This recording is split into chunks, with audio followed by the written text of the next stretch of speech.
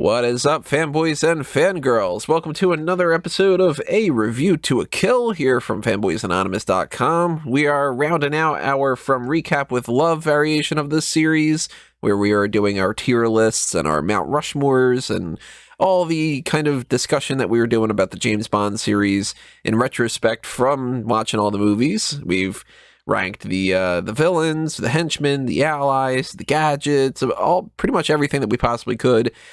And we're on arguably the biggest and longest topic out of the bunch, the Bond girls. The Bond women, as they call in some fashion, it's Bond girls for the most part, the way that they've been doing this for, 50 years. So we're just going to keep the Bond girls tradition going on. And what we're doing here is what we have been doing all the previous other editions. So we'll break that down and explain that if you are brand new. But first things first, who the hell are we? Just in case you are brand new. Well, I'm your host, as always, Tony Mango, and joining me are Callum Wiggins. A woman times 90. There's 90 of them? Wow, okay. And Robert DeFelice. For this podcast, I will be known as a man to hug and kiss. We are well into figuring out our lists for all these other kinds of things and stuff, so if you have been checking this out, you should know how this goes by now. But if you are brand new, as I said, what this is going to be is and I will switch over my my screen right now so you can see, we've went through and we've personally ranked all of these women that are at least in the range of what a Bond girl would necessarily be. Now, some of these are more of the villainess territory. Some of these are very, very quick. Just, they might not even have any lines types of deals, but anybody who has the distinction of being a named character that Bond flirts with or is some sort of prominent woman in the series outside of M, basically, that's kind of where we're getting at. There's a variety of different ways you could take it, but we've got everything from Peaceful Fountains of Desire, from Die Another Day, and main Bond girls like Stacey. But we also have, like, Bond's unnamed lover in Skyfall. She's literally classified as Bond's unnamed lover. So it's not even something like, well, whatever. But Apollo Air Hostess and some other characters all the way around here.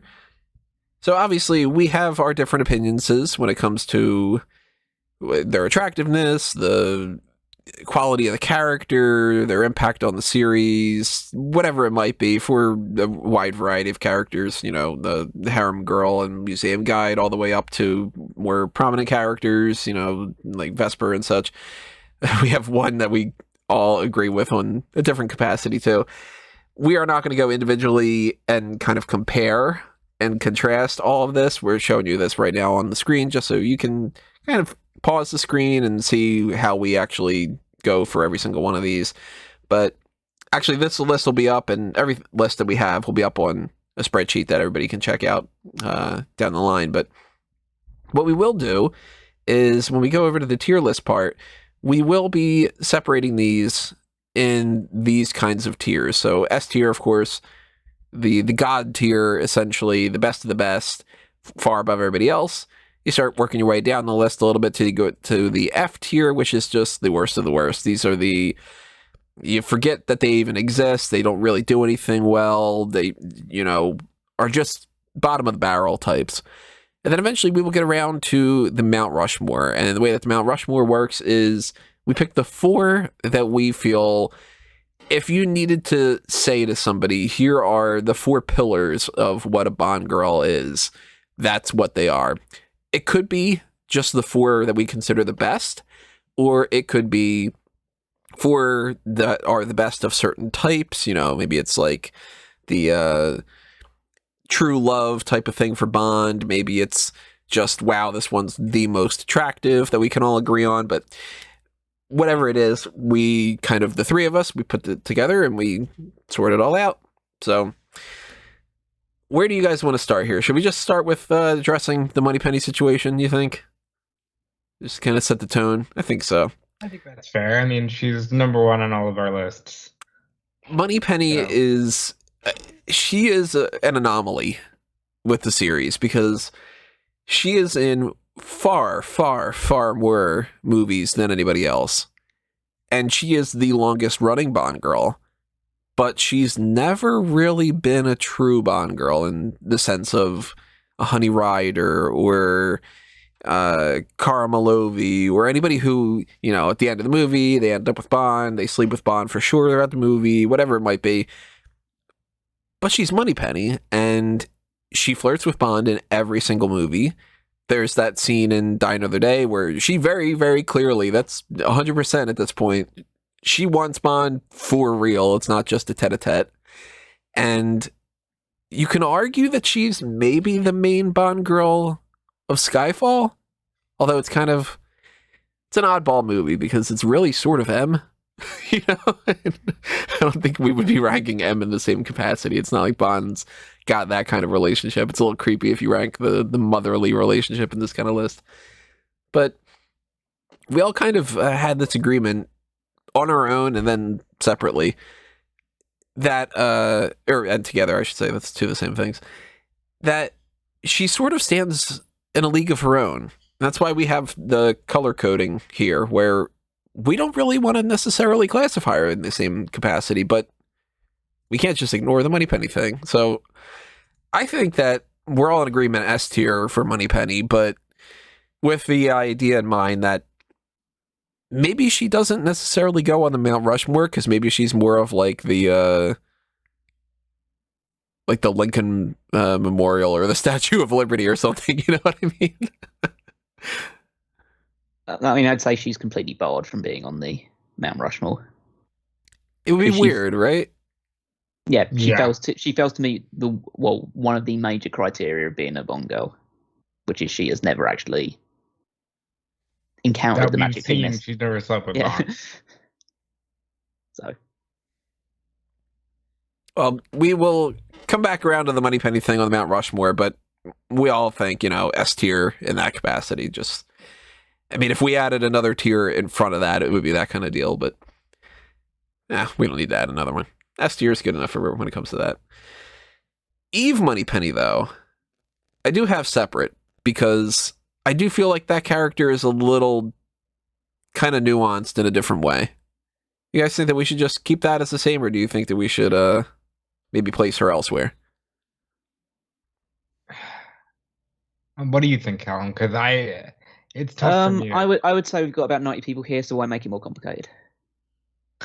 I mean, that is fair. So let's just take her off the list then. Make that a little bit easier. Where do you guys want to start with these other ones? I mean, we can start knocking out some of the F tier type ones. We can start taking the big ones out. Well, actually, let's just take a big one out of the mix, because we know we're putting Vesper in S tier. We know we're doing it. There's no debate. No. So might as well. Gotta keep scrolling and scrolling and scrolling.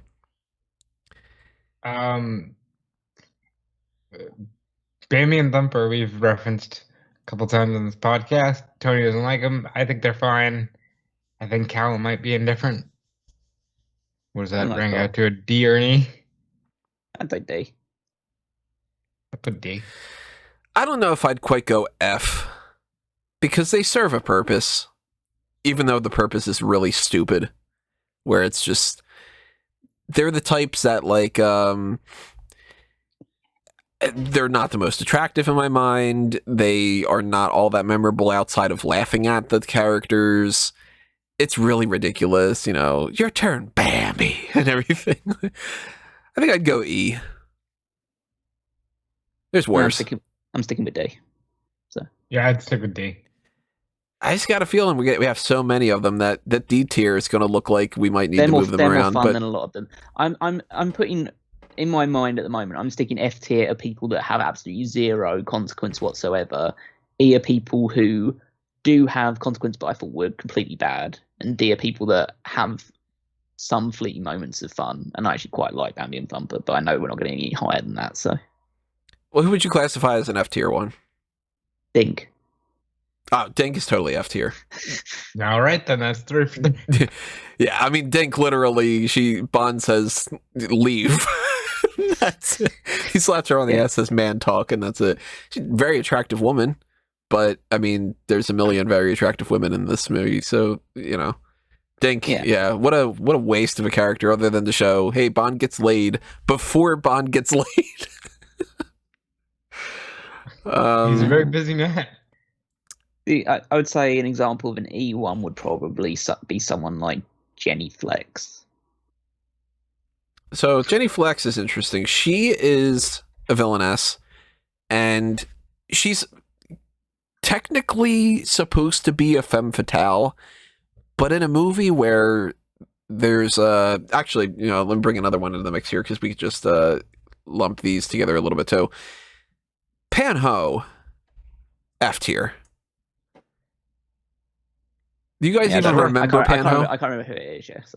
So Jenny Flex and Pan Ho are two of the ones that work for Zorin, where Jenny Flex is more memorable because she actually has lines and she's got a memorable name, and I think that she's more attractive. She's a higher profile actress. Mayday, when she sees that everybody's dead, actually calls out for Jenny as like, oh no, Jenny, Jenny, no, kind of thing. Nobody gives a shit about Pan Ho. But Jenny Flex actually has some character to her or whatever, but it's not too much. So Flex to me is, as far as a femme fatale goes, if we were just doing femme fatales, she'd be the F tier because she really doesn't accomplish much. I'd go more on the D or E side of things than F tier for Jenny. Definitely E. We could do E. She's not as prominent as Bambi and Thumper in their movie. I'm gonna make the argument Bambi and Thumper are there, but we'll come back around to them. Well, they're not. Well, me and Rob, I'm gonna move. Yeah, so, we're not gonna. Yeah. So when we start filling up the rest of the list, no, you can literally shout into it as much as you can. They're not moving. We're leaving them in the. If we get to a point where we have so many D tier ones and Bambi and Thumper don't work on that, we'll see. There are way too many inconsequential ones, completely inconsequential ones. All I'm saying is we'll see. Copy paste, move it on. Let's try to set the bar for some of these here and there. Okay. Well, I'm thinking. Honestly, I think C tier, the one that immediately comes to mind.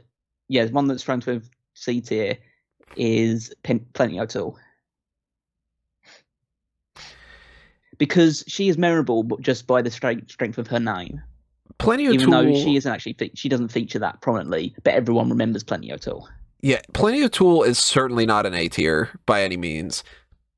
I don't think I'd go so strong as a B tier. She's, of course, real hot. That's her whole gimmick.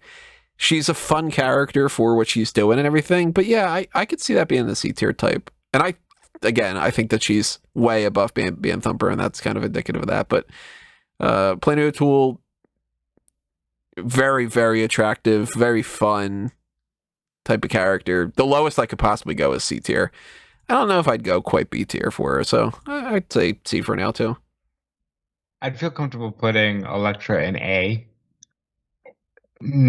Like, she's not completely an S like a Vesper or some of the people we'll get to eventually, but I think she's definitely an A, and I wouldn't go any lower. I'd go A too. Yeah, I'm comfortable with that for now. I feel like she's either going to be S or A, so I'm putting her in A until we consider that maybe that we could put more in S or anything on those lines. Bond's unnamed lover in Skyfall. She has no lines. She has no name. She literally is a character that Bond sleeps with, and that's it. I'm going F tier. Because E. She's a looker. She serves her purpose. Yeah, she does serve her purpose. It's like, oh, Bond's still alive, and he's inside someone. Of course he is. That's a modus operandi. Isn't that just the same as Dink and Pan Ho? She's really just there just for a split second. Well, Bond spent more time with her.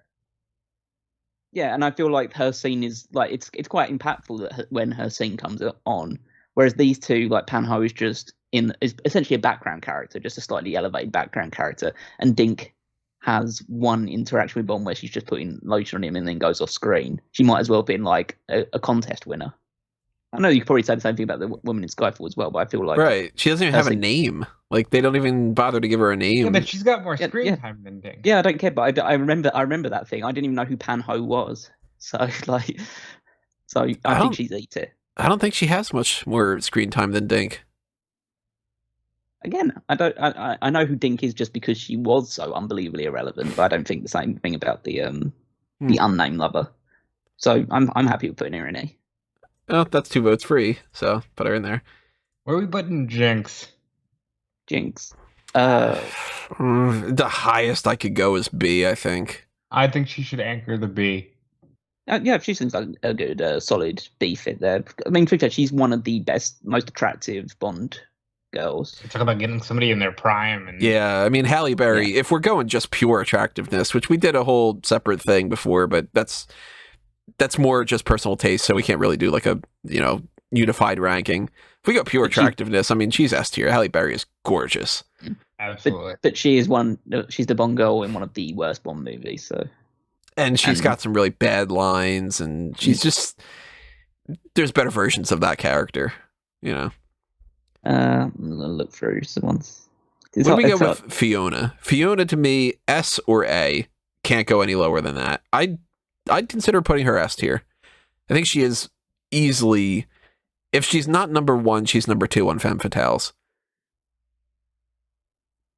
I mean, I'd put Electra over her. Yeah. So she has to be an A then. And if one of them would be moving up to S tier, it would be Electra, not Fiona for me. He speaks for us both. Well, then where do you guys feel about Xenia? S. Because Xenia to me is an S tier or an A tier for sure. Can't go any lower than that. I'd make the argument for an S tier one just because she's so damn fun. And even though she doesn't sleep with Bond, I mean, come on. It's kind of one of those deals. Well, Bond's still alive, so of course he can have sex. Yeah, I'd be happy putting her in S. I think she... Yeah, I think that her character like pretty much steals a lot of the GoldenEye movie, so... What about somebody like an Aki? I'm thinking C. Aki's higher than that, I'd say. I'd say Kissy Suzuki is more C tier. I'd go either A or B for Aki. Definitely not S, but I think I'd go more A or B rather than C for Aki. I like Aki a lot. I'm comfortable with B. What are you thinking, Callum? A, B, C? D, E, I'm F, G. not sure because I feel like I personally really like her character, but again, she doesn't get to be like in the end game with Bond, even though it just seems ridiculous that was the case. So maybe she'd go B instead. Let's put her in B for now. But that means I'd put Kissy in C. But Kissy is not as good. Where's Kissy on here? Kissy Suzuki. But I don't think she's terrible. She's just I say a victim of circumstance for the fact that like she for some reason they decided to put her in rather than leaving Aki as a Bond girl, which may have elevated her to be like an A tier Bond girl. Yeah, because he's just kind of there. I think if they would have gotten rid of the urge to kill one of the girls, because that's what their philosophy was at the time. It's one of them dies, one of them's evil, that kind of deal. If they would have just kept Aki, she would have been an A tier for sure, because she's great. Just as we seem to be like balancing things out at the moment, can I suggest for D tier BB doll? Nah, she's good. She's higher than D tier. I think she's C. I was gonna put her in D too, so that's 2-1. Ah, man, she's so fun though. That's the thing.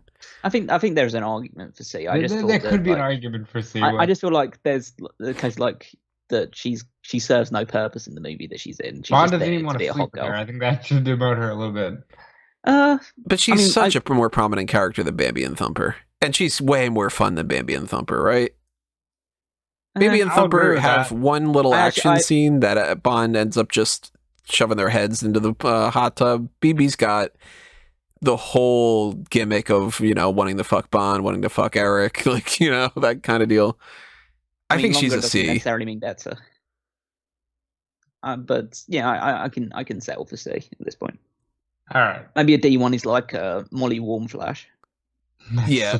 Molly, I could see being a D tier. She's not as memorable as somebody like a BB. But she does progress the story a little bit. She's not bad, that kind of deal. I'd go D. She got the D. I mean, that was her whole purpose. Again, like we've been saying, some of these things are flexible, not just Jenny Flex, but maybe we should call it that, Jenny Flexible. But, we can move these around as time goes if we start seeing that we have, like, way too many Bs or something like that. Let's try to knock out some of these. Actually, let me make a separate little list here. I'm putting in B tier. I'm just moving these out of the way. But some of these ones that are just like, they're just sort of background people for the most part. Because obviously we're not going to be putting these super duper high for, the way that some of these are. Like Estrella, Felicia, Harem Girl, that kind of deal. Just to bump this list up a little bit more. With a lot of these, I guess the highest that we could go is probably C. But I'm not feeling super strong about a lot of them. Most of them were just sort of, they're really attractive, or some of them not even really all that much impressive on that side of things, to be perfectly honest. Caroline, for me, she is a character that is more on that E side. She's fun for that thing. She's not an F tier for me. She serves the purpose of being the one that is evaluating Bond at the beginning of GoldenEye, and Bond completely wins her over, and it goes to show how Bond is just able to, these your charms that are wasted on M, that kind of deal. Yeah, I'd agree that she should go in E. All right, I have no problem with that. Chumi's an F1. Chumi is so fucking, like, why is this a thing? Yeah, she's fun, but she's an F. I mean, yeah, just like she's only there because there's a naked girl in a pool. Isn't that fun? We can name her Chumi. Isn't that great? And she's just like, I don't have any swimsuit either. Okay, bye. But I love Chumi just for what she is. I would say also that both the hotel receptionist and harem girl should be an F, because I think you are legitimately the only person that would class those two as Bond girls.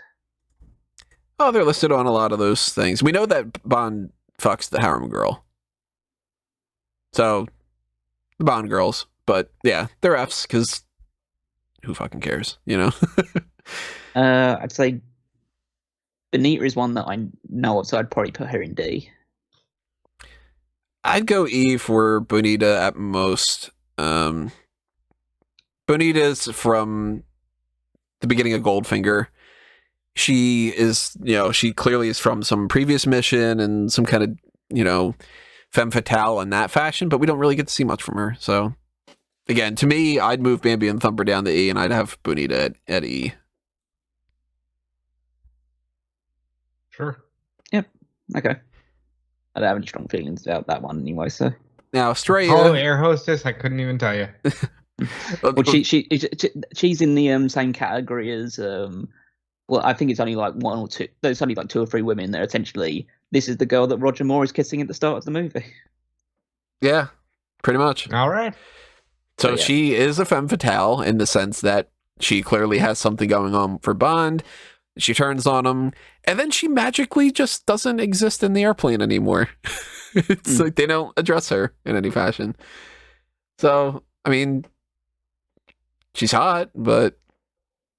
outside of the quick line of the any higher, Mr. Bond in my ears will pop. What else is it? I mean, I'm fine putting that in E in that regard. So. She's kind of like with Bonita to me. I agree. Estrella doesn't say anything. If I remember correctly, she's very, very attractive, like many other people on this list. And she just walks around with Bond, and Bond says, "All right, see you later." So she's an F tier for me. E. Oh, well, I'm not going to fight that. I mean, I quite like that scene from Spectre. But do you like Estrella as opposed to that scene?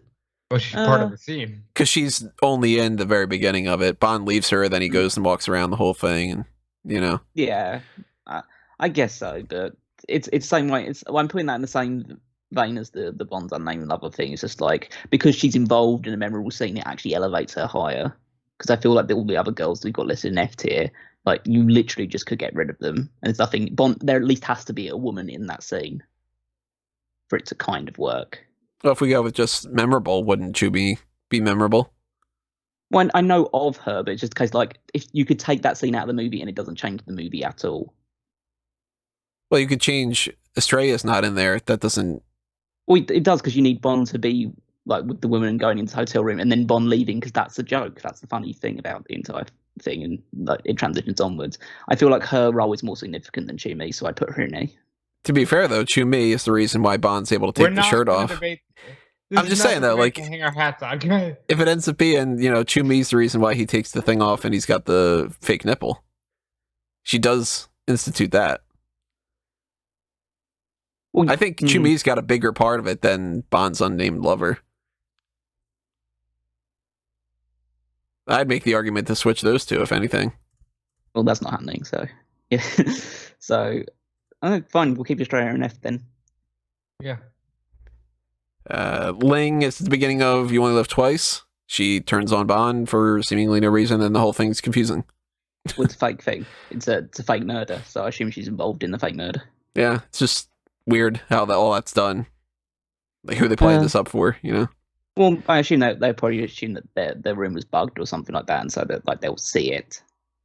That's at least, it's not explained, but that's like the thing that I infer from it. Storytelling in my own head. In which case, I'll give her again, you kind of need E or F. I mean, she's can't imagine her being D. I'd go F because the scene's very racist. So, what do you think, Rob? Cool with that. F. Yeah. Log Cabin Girl, she is fucking Roger Moore at the beginning of the movie, and she calls in the Russians. She's basically the same character as the Apollo Hair hostess in terms of like the role that she plays, so she should be on the same tier. Both of them don't even have names. So Kimberly Jones, I'd go F. She is just she's the agent that is inside the fake iceberg that when Bond at the beginning of A View to a Kill, he gets the little the necklace with the I'd put her inside. in the same spot as the air hostess then.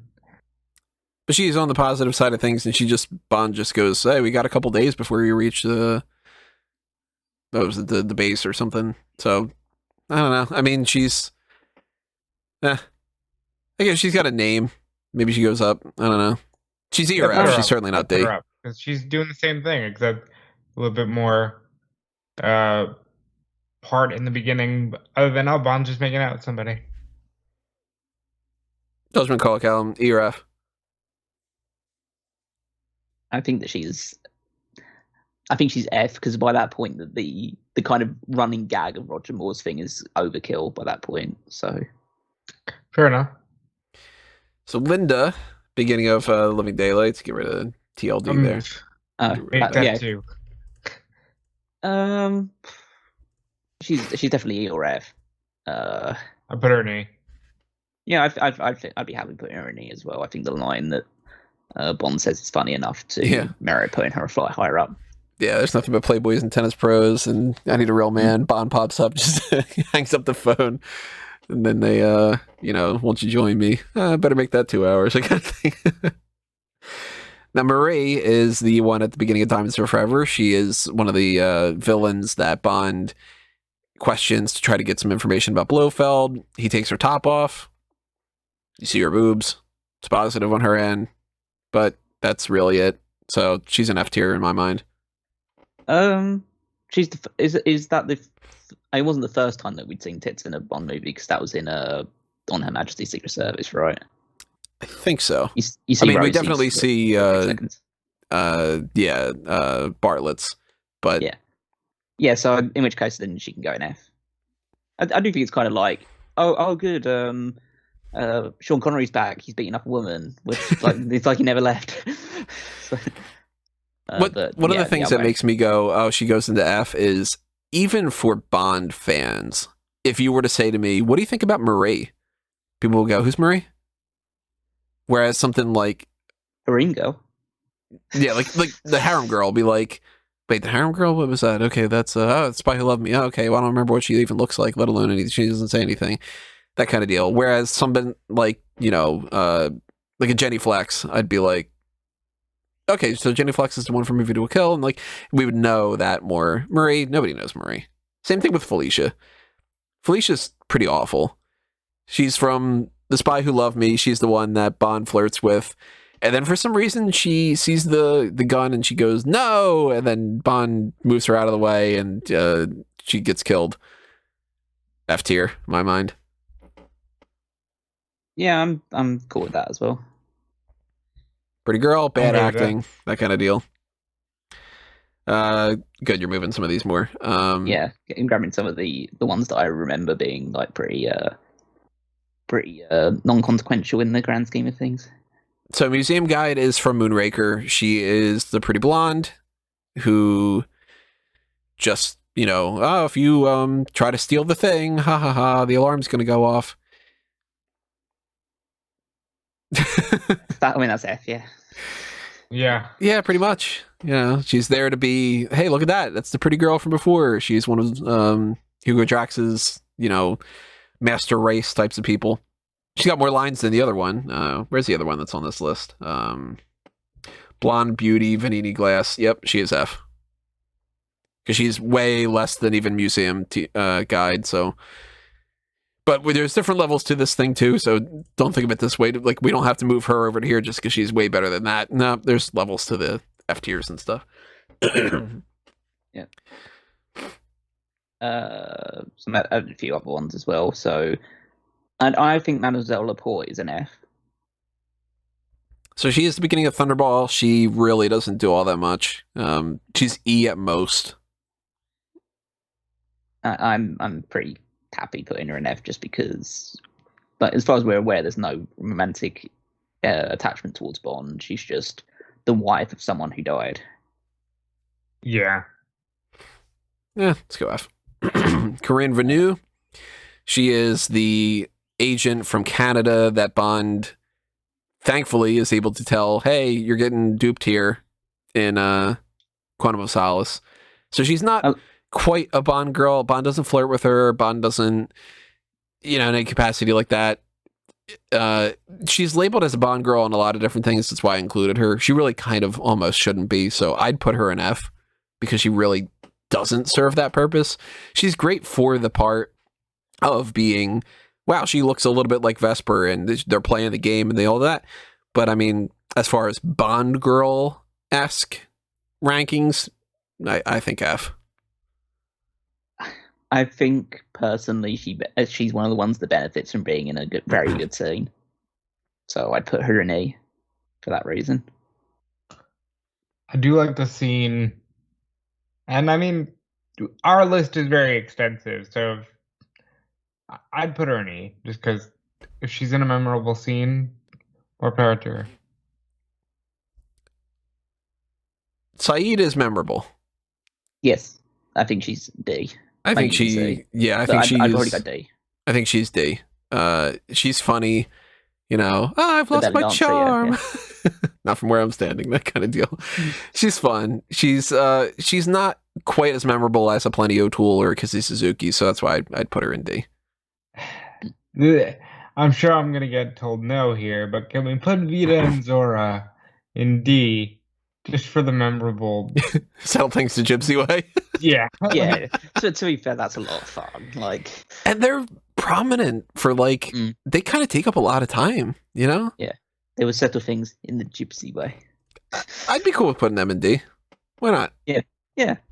I think we should also put Polar even over into D as well, because I think her scene is pretty funny as well. I'd go C for Pola. I think she's not in it for very long at all. She's not, but first off, real hot, so that's a benefit. I think she's memorable in a lot of ways because, I mean, she's got the, the bubbles tickle my Tchaikovsky kind of thing. And it is kind of like, Evita Kill's fucking dumb. And she's got a dumb scene in there that takes you away from it, She got the line. Damn, I'll leave it up to Callum, but I could go see just for the Tchaikovsky line. Yeah, I'm fine putting it in there. Then. Cool. Polo goes I liked her. I thought she was a lot of fun. So it would have been so weird if they would have gone with the triple X in that scene. It would have been completely different. Inga Bergstrom is an E, I would say. So for anybody who doesn't remember, Inga is she's not even Bond's Swedish named tutor. Inga. Yeah, she's the one at Oxford that Bond's studying a new tongue because he's a cunning linguist. That whole thing. She's basically like the Roger Moore style, like first Bond girl that you see, just Bond with, but she's not a femme fatale for a change. She's an E in my mind. I'd put Peaceful Fountains of Desires in the same kind of, like, Yep. she might even be F, but yeah, maybe E. I'd go E Let too me just because say I love that name. she's fun in, like, you know, she does have a fun back and forth flirt with Brosnan. She's way more memorable than like the harem girl. The harem girl literally is, hey, you want to fuck her? And she stands there. Whereas Peaceful Fountains of Desire, she has this gimmicky name, and you know, I'm not that kind of masseuse. I'm not that kind of customer. That kind of deal, you know. Unless you really want to give me a massage. Photographer girl, she's E, I think. Yeah. I wouldn't even go as high as an E, but I know of her in Doctor No. I just don't know why it needed to be, why she really needed to be there. More so to just show that the villains are on their toes too, and she does that whole thing where she scratches Quarrel, which is interesting, and we do get to see her track through, like she's checking Bond out at the airport and that kind of deal. So she's more prominent than like a Marie or Ling or somebody. That's why I'd go E. Okay, yeah, I can settle for that. Do we have any other ones that are kind of on that range? Well, let's talk about Verity. Fuck Verity. I can't remember who she was, so I didn't know whether she Madonna. was prominent or not. Oh, yeah. D at most. No, I'd say E. She has one good line, but I don't think that's enough. I'm cool with E. Verity, nah. Yeah, not a big fan of Verity. Okay. I think that's all the like completely inconsequential ones for the most part. We might be forgetting one or two. Bianca. So Bianca is from the beginning of Octopussy. She is memorable in the sense that she has that opening scene, and she's the one that, you know, she flirts with the guards that have Bond. More just saying like, hey, look at that lady over She's there. got legs, huh? Look at that, fellas. She's not as memorable enough to go into C tier for me. I think that she's a D. Yeah, I'm happy with that. In the same kind of way, I'd go with Manuela. She's from Moonraker. She's the one that in Brazil works with Bond. And again, another pretty girl. She gets attacked by Jaws in the alleyway, and then she kind of disappears. I'd go D. I'd say D. Yeah, I'd say D as well. But she has the fight with Jaws for a little bit, but yeah, I'd put her in that sort of category. I would do the same thing for one Countess Liesel von Schlaff. Yeah, I've never really liked her character. Yeah, I don't think she does have like a fairly memorable death being run down, but she's not like super necessary. So I'd say D is a good fit for her. Yeah, I'm fine with that. Yeah, at most she would go up to C, but way more memorable than she is. Where do we stand on Dolly? Because Dolly is not a Bond girl in the sense of flirting with Bond. She flirts with and ends up with Jaws, out of all things. But she's an ally in a weird way, and she is one of the more prominent girls in the movie in that kind of capacity, and much more than like blonde beauty at Vanini Glass kind of deal. But it's kind of hard when you rank some of these things, because it's like if you rank somebody like a Vesper for being, you know, top of the top when it comes to attractive, top of the top when it comes to character and relationship with Bond and flirting with Bond and an equal to Bond and all these other kind of things that you would rank different things on. Dolly, of course, doesn't check off a lot of those things on that list, but I can't go F tier for Dolly because Dolly is fun enough or whatever. So I'm like, I don't know. She's certainly not like some C tier in my mind. She doesn't say anything or whatever. I mean, she might be an F tier. It's, I don't know. I think she's Where did we leave off with the braces? I still think it happened. I think she's D. I think she has a prominent role to play in the movie itself, even as a traditional Bond girl. All right, I'm cool with D. Yeah, D is for Dolly.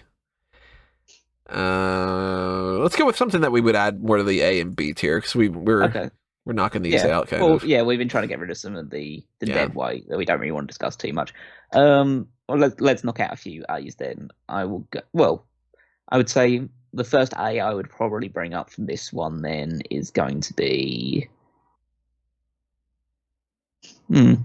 I would say A would be. Oh, I'm trying to look at this. These ones. I'm trying to think. A would be. Let's see. All right, I'll throw a name out there. Domino. She could be S, but she might be A. One of those two. Definitely not an S tier for me. As far as attractiveness goes, she's S. She is absolutely beautiful, but her character is nowhere near as good as these two in my mind. She's A at most. I'd even potentially put her in B. I think that character-wise, she doesn't match up to Elektra and Fiona to me. I think that she has to be at least A just because she killed the Bond villain. Yeah, she did kill the main villain too. But she's just the. But she killed the main villain, Tony. And she's very prominent throughout the whole movie in general. She might not have the most as much character as those two, but that's you can't really say so much for Fiona. But just Elektra was in an era where they actually gave female characters like personality and backstory. And I know it was early, but she was one of the first where I went, "Wow, that's what you think of when you think of a Bond girl in terms of look." So that has to count for something. Yeah. Let me be slightly controversial then and say I think Honey Rider's B. Honey Rider is certainly not A. I'll tell you that. Yeah. I'm good with B. I don't think she should. So it's not controversial to us, but it might be for some. Yeah, a lot of people, just because she's the first, they would be like, "Oh my god, she has to be S tier." No, look, she is very attractive. There's no debate about that. But she's not even S tier attractive in my mind compared to some of the other ones, like Domino or Fiona or Vesper or Xenia or whatever. But yeah, her character pops up at like 3/4 of the way through the movie, and she's memorable mostly because she's the first one and she walks out in a bikini. Can I correct you there? So, she's not the first, in which case we should put Sylvia Trench somewhere. Well, she's the first main Bond girl, but Sylvia Trench is the first Bond girl that's in this list that's got, a prominent name and everything, more so than like a Miss Taro even. Let's talk about Miss Taro in a little bit. But Trench is a lot of fun for a character that people tend to forget about. I'd potentially go B. I won't go any lower than C. Because she makes an appearance in the very next movie. She gives us the Bond James Bond, essentially. Yeah. I'd go B. I think she could be B, but I won't go any lower than C. I'm happy putting her in B. She's the first one, too, that gets in 2 different movies, and we've talked about this before, about the idea that they had thought about making Paris Carver's character, Sylvia Trench, and I think that would have been fantastic. They really should have fucking done that. They missed an opportunity there. Miss Taro, I think, is D.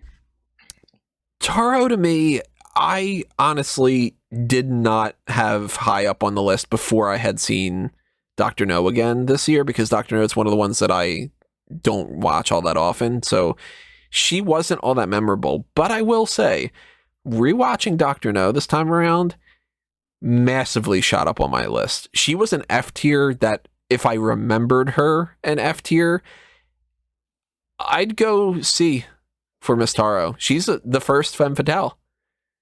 And she's got an interesting enough couple of scenes where she's spying on Bond with the hanging around the door, and then she has the whole sleeping with Bond thing, and Bond gets her arrested and everything. I'd go C for her. I think that she gets lost in the shuffle because it's one of the older ones, and because she's not one of the most bombastic characters, but I like her. I'd go C. I'd go D, but you make a compelling case, so I can go C. Yeah, you are making a good case. My one different... Well, but hang on. I haven't confirmed it yet. Well, I mean, that's 2 for C, potentially, so I've just moved her there. Yeah, well, but one of my issues with her is the fact that she's dumb. Yeah, but so are plenty of other characters. Yeah, that's true, but, If we go based off of intelligence, I wouldn't rank them super high. I wouldn't rank them super high for that reason. I don't think intelligence needs to factor in unless it's like annoying. Like, well, let me bring this one up here. Talk about her in a minute. If we're talking about stupid and annoying, let me just grab one as well that I'm gonna want to throw Tiffany Case on that list. We're talking. Should we? So... Oh no, yeah, I was gonna grab another one as well. So. Who was that? Oh, Helga Brandt. Okay, so yeah, interesting trio to talk about here. So, alphabetically, Helga, she's attractive, but she is basically, hey, let's do Fiona, but nowhere near as good. She's not as attractive. She's not as effective. She's not as memorable. She sucks compared to Fiona. I can't go F tier for Helga because she's way more memorable than that or whatever. I'd go probably C, but she is annoying. So it's she's like, it's one of the ones where yes, she's more memorable than people in F tier. She can't go there, but she's more memorable than E tier. She's more memorable than most people that we have on the D tier, but she's a bad character. So I think she has to be D. D. Yeah, she's ineffective and everything too. I'd rank her above some of these other ones that we have on this, but yeah, it's a 3-0 kind of thing. And of course, again, we've mentioned before, we might end up going, we might switch a couple things, but at most she's C. She's not B by any means. Stacey is annoying as shit. And she, Tanya Roberts, super attractive, but she has no chemistry with Roger Moore. I hate with a passion the whole, James, don't leave me, and everything. I don't buy her as being some geologist and all this other kind of stuff. She, for a main Bond girl, she's one of the worst of the worst. I think I'd go D. I wasn't super offended by her character in general, so I'd put her in C, middle of the road. I'm good with middle of the road. 2-1. Yeah, I don't have a strong enough. I don't like she was annoying and she was dumb, but I feel like there are worse people still to come in this list in that regard. So Tiffany's interesting.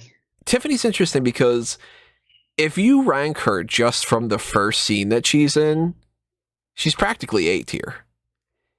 Throughout the movie, she sticks around A tier for a little bit because when she's calling out Bond on some different things, and she's doing some really good stuff at the beginning of this Diamonds Are Forever, and then she goes down to B a little bit, and then she ends up in fucking F.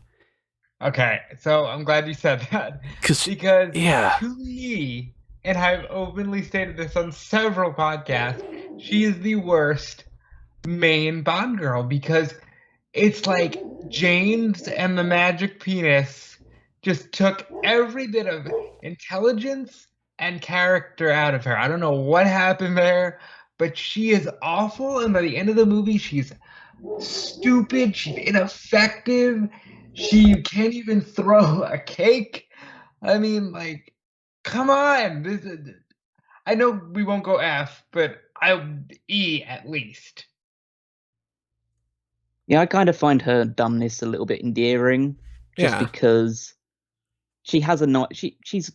I don't think that she's particularly bad in the role. The character does, as you both say, get progressively worse and worse as the movie comes on, to the point where she's grabbing hold of a machine gun and firing herself off a building, pretty much. And it just, I think that I can't put her. I don't want to put her any lower than C because of that. I just feel like she plays too prominent a role in the movie.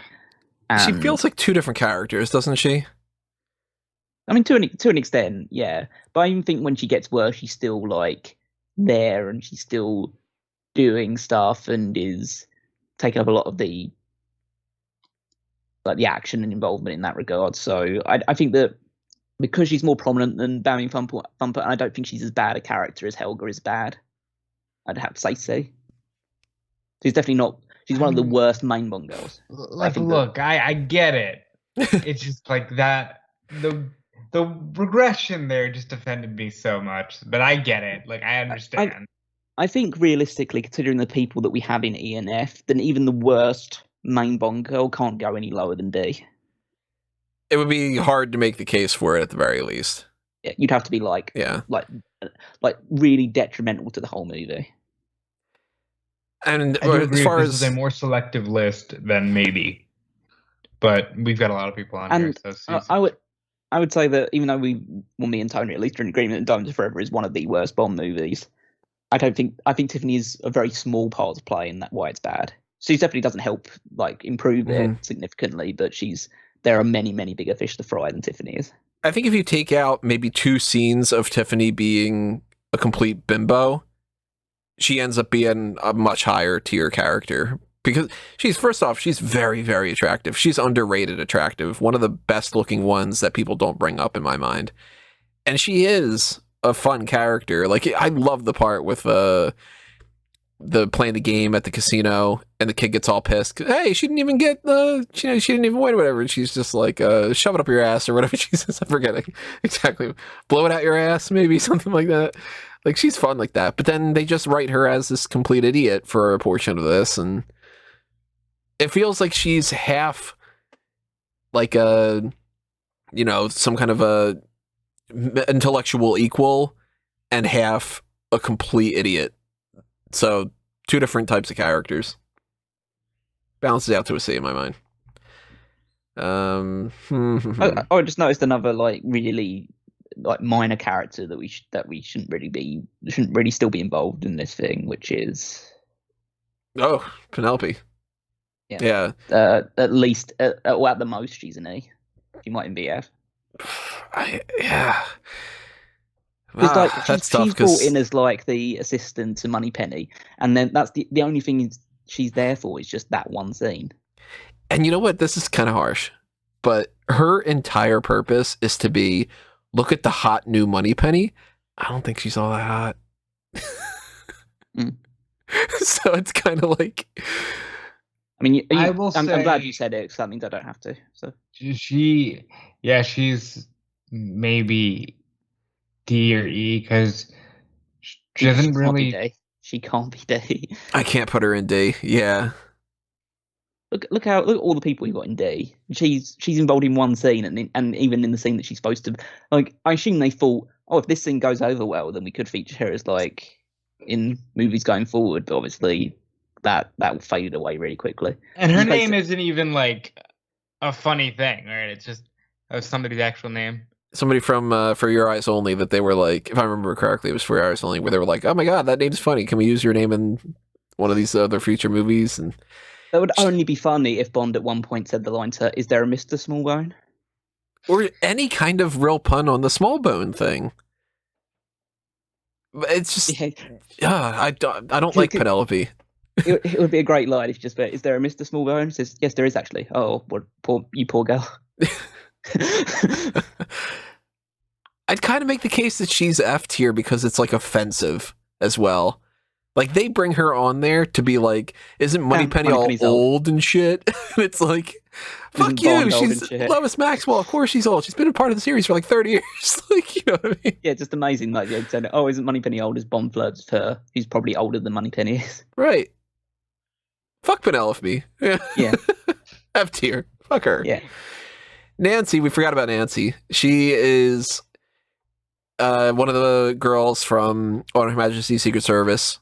Many of them don't have names. They're just sort of, here's the one that Bond says he's going to fuck at 10 o'clock. That sort of deal. Right, Nancy does actually have a name, and she's the one that she uses the nail file to get through the door. So she's not all that memorable. And if we compare her to somebody like Ruby, Ruby is far more memorable than Nancy is. I'd put Ruby in C. I'd go potentially C, maybe D for Ruby, but Nancy can't get on the same tier unless it's just a big gap with the tier. I'd go E maybe for Nancy, and I'm cool with that. I'd go at least D for Ruby, maybe C. Ruby's a weird one. She's very attractive, but she's also very unattractive with the voice and everything, But that's supposed to be what it is. Memorable. That accent is super memorable. Right. I think I'd go. I think Ruby's a C. I thought she was a lot of fun. Her character. Yeah, I think I'd go maybe like that. Yeah, So yeah, that, exactly as that works for me. Yeah. So we're down to 36. yeah. Nearly getting there. And there's some other ones. Cigar Girl. D. Oh, Cigar Girl's hot. C or D? I mean, I'd go C. I thought D was the highest we could go with her, but you can make an argument for C. I'd gladly hear it. She's really good looking and in a great scene. First off, she's hot. So that gives her at least some sort of benefit. I mean, obviously, we're not just ranking based off of attractiveness. If that was the case, Estrella, really fucking attractive. But she is hot. She's memorable because plenty of people are like, oh, the Cigar Girl, yeah. I mean, and she doesn't do much with the Cigar Girl part to be the Cigar Girl. It's not like she's like, using a cigar in like a, innuendo phallic kind of way. But they do get some couple of lines there, do you want to check my figures? Oh, I'm sure they're perfectly rounded. And she gets to kill more than one person. She kills a prominent character in the movie. She kills herself right before the whole thing. I'd go see Giulietta da Vinci, which they don't say at all in the movie. Just expanded material gives her name. That's why I needed to put Cigar Girl, because people will be like, who the fuck's Giulietta? Yeah, there's that's actually the one thing that is maybe considering putting her down into D, just because she's not given a name. And that feels like that's a big deal for me. Just the fact that, like, if she had been named at any point, then I would definitely say C. But the fact that she doesn't actually do anything with Bond, she's the femme fatale side, so you can't really expect that all the time. I mean, she takes up a big prominent part of the early portion of the movie. Mm. She kills... Like, she's super involved in that. What, 1, 2... She kills at least 2 people. Well, the bombing kills more than one person, but... Yeah. I don't know. I'm kind of conflicted. I think we got 2 votes for C. So we'll put her in there. Well, Robert initially wanted to put her in D. Well, no, because I thought that would be as high as you guys would go. Yeah, you were saying D at the lowest. Yeah. But I can't go B. Nah. No, she's definitely not B. Yeah. But I'm good with her in C. How do we stand on Tilly and Jill? Jilly and Tilly. It's interesting because Jill is iconic for that one scene. Jill's iconic. Tilly's a better character. Yeah. Tilly could have been the main Bond girl, and they could have not had the main Bond girl. They could have not had Pussy Galore. We'll factor her in there too while we're at it. Very attractive, very attractive, very attractive. That's, across the board, that's going to be something. If I were personally going like attractiveness, I'd probably go maybe Jill. It's about as attractive, but Jill's too iconic to put low just because of the way that was. But character-wise, she's no A tier. No. I think she's C. In the same sort of lines like Plenty O'Toole, she's memorable, but she doesn't actually. If it was just based on her character, the thing that's memorable is her death, not her character. So I would say she's C. She's B or C for me. I don't really know for sure where I want to land on it. I would say C. Tilly, nowhere near as memorable. To be honest, she really doesn't need to exist. I mean, I like the fact that she does exist just because she's... Yeah. We know why she's going after Goldfinger because of what happened to Jill. So, but I think that she's... they needed to expand on the character a little bit more, or have her be the main Bond girl to really put her super high up. So I think she's C as well. It's tough because Tilly, if she lives and she goes throughout the rest of the movie, she becomes maybe B tier kind of material. But she pops up, she's like, I'm going after Goldfinger too, and then she gets killed. And Bond's just kind of like, it's a shame. I really think that there's a better version of that movie where she lasts the whole film. Yeah, I'd say C from what we got from her. Now, Pussy, She, right off the bat with the name, she could be an A because she's like, that's that whole trope of like, this is a ridiculous name. Your name is Pussy Galore. She is, if you go with iconic Bond girls, she is easily one of the most iconic Bond girls. Mm. Fundamentally, her character is flawed in a lot of ways that I think a lot of people are willing to overlook. And I'm more down on Pussy Galore than a lot of Bond huge aficionados are. But in the same way, you know, I'm down on Honey Ryder than that, because, like, hold them to the proper standards. Pussy Galore is not the best character that's out there, and there's some problematic parts of everything. And so, she's tough. The lowest I could go would be B. I think I'd probably end up going more towards the A tier, but like low A. I think she's A.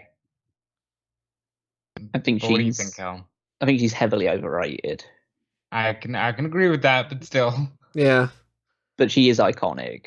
Just whether we agree with that, maybe it's just something that, like, only 50 or 60 years onwards, we're looking back and saying that, yeah, there's some real fundamental flaws with this character, but people do remember Pussy Galore more than, like, that's literally like, it's like, if it was Family Feud or whatever and said, we named you, well, I probably wouldn't allow that one because it would be weird on daytime TV, but that would be one of the first ones that would come to people's heads. Yeah, if not the first Bond girl name. Mm. And yeah, so, aye. She tries to, you know, like, when Pussy Galore's best is when she's still a villain. It's weird. She's a femme fatale, and she's a better femme fatale, and then once Bond gets her in that barn, things kind of go downhill. Boy, Bond and his junk really messed these characters up, huh? Some of them. Sometimes he can just flat out bully them, like he does with Patricia Fearing. Of, if you don't want to lose your job, you might want to fuck me, huh? That kind of deal. Pat's kind of a C or a D to me. She's way above Bambi and Thumper in my mind, because I don't put Bambi and Thumper in the D tier, but the most I could go is C. Later with Warm Flash, because at least with Warm Flash, it was like she clearly just wanted it. I feel weird about the Patricia scene. It makes me uncomfortable. But she's literally just like, no. I believe she even says, when he's tied to the table, oh, that's the same as I felt all day. Yeah. Like, yeah, it is a really, it's a scene you can't really watch back in retrospect and feel particularly good about. I think I'd lean towards D. I would say, yeah, I'm happy with D as well. Based off of, like, the way we've got Helga there, the Countess. Nobody's going to name Pat Fearing. If you say, name me 20 Bond girls, they're not going to name Pat Fearing. I'm curious what the philosophy is for the ones you're moving around. Some more, like, just not so much super memorable ones, but I'm trying to leave as many, like, main or, like, super memorable Bond girls on that side as the other ones. So these ones are very, like, only involved in one or a couple of scenes, or have fundamental flaws to them, which make me feel like they're going to be, some of them no higher than maybe B or C. Like Naomi, like she's just a femme fatale character who only appears in, like, a bikini, and she flies a helicopter alongside. Naomi's a D for me. Yeah, I'm happy putting her in D as well. She's hot. She's a femme fatale that doesn't sleep with Bond. She gets blown up in a helicopter. Rosie Carver is one of the dumbest Bond girls of all time. She's annoying and she's fun. I think I'd go C. It's C or D for me. I guess based on her character, she should be dumb, but I don't know whether she should be that dumb. But I'm happy putting her in C. Again, she's very attractive. It's another thing that, you know, it's not the saving grace for some. It might be the saving grace for some characters, but, like, she is attractive and she's funny for her role, because Bond very clearly from the very start is just sort of like, oh, she is a fucking idiot kind of deal, like he's treating her, with the snake and everything. Like she serves a weird purpose in a weird movie, but she's a C tier in my mind. Miss Caruso is not as memorable. Live and Let Die.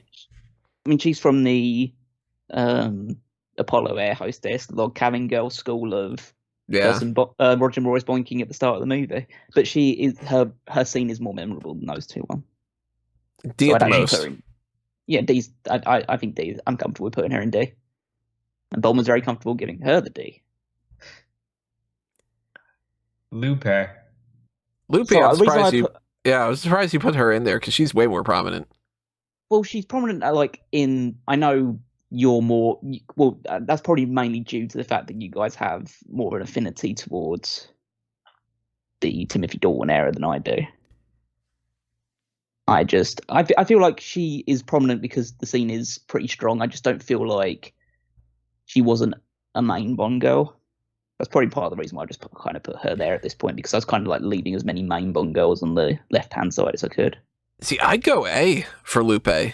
She is memorable in the sense of when she's her introduction is brutal, and she helps Bond out throughout the movie. She arguably could have been the main Bond girl because they could have killed off Pam and made Lupe the main Bond girl, and a different version of this movie, and that would have played perfectly fine.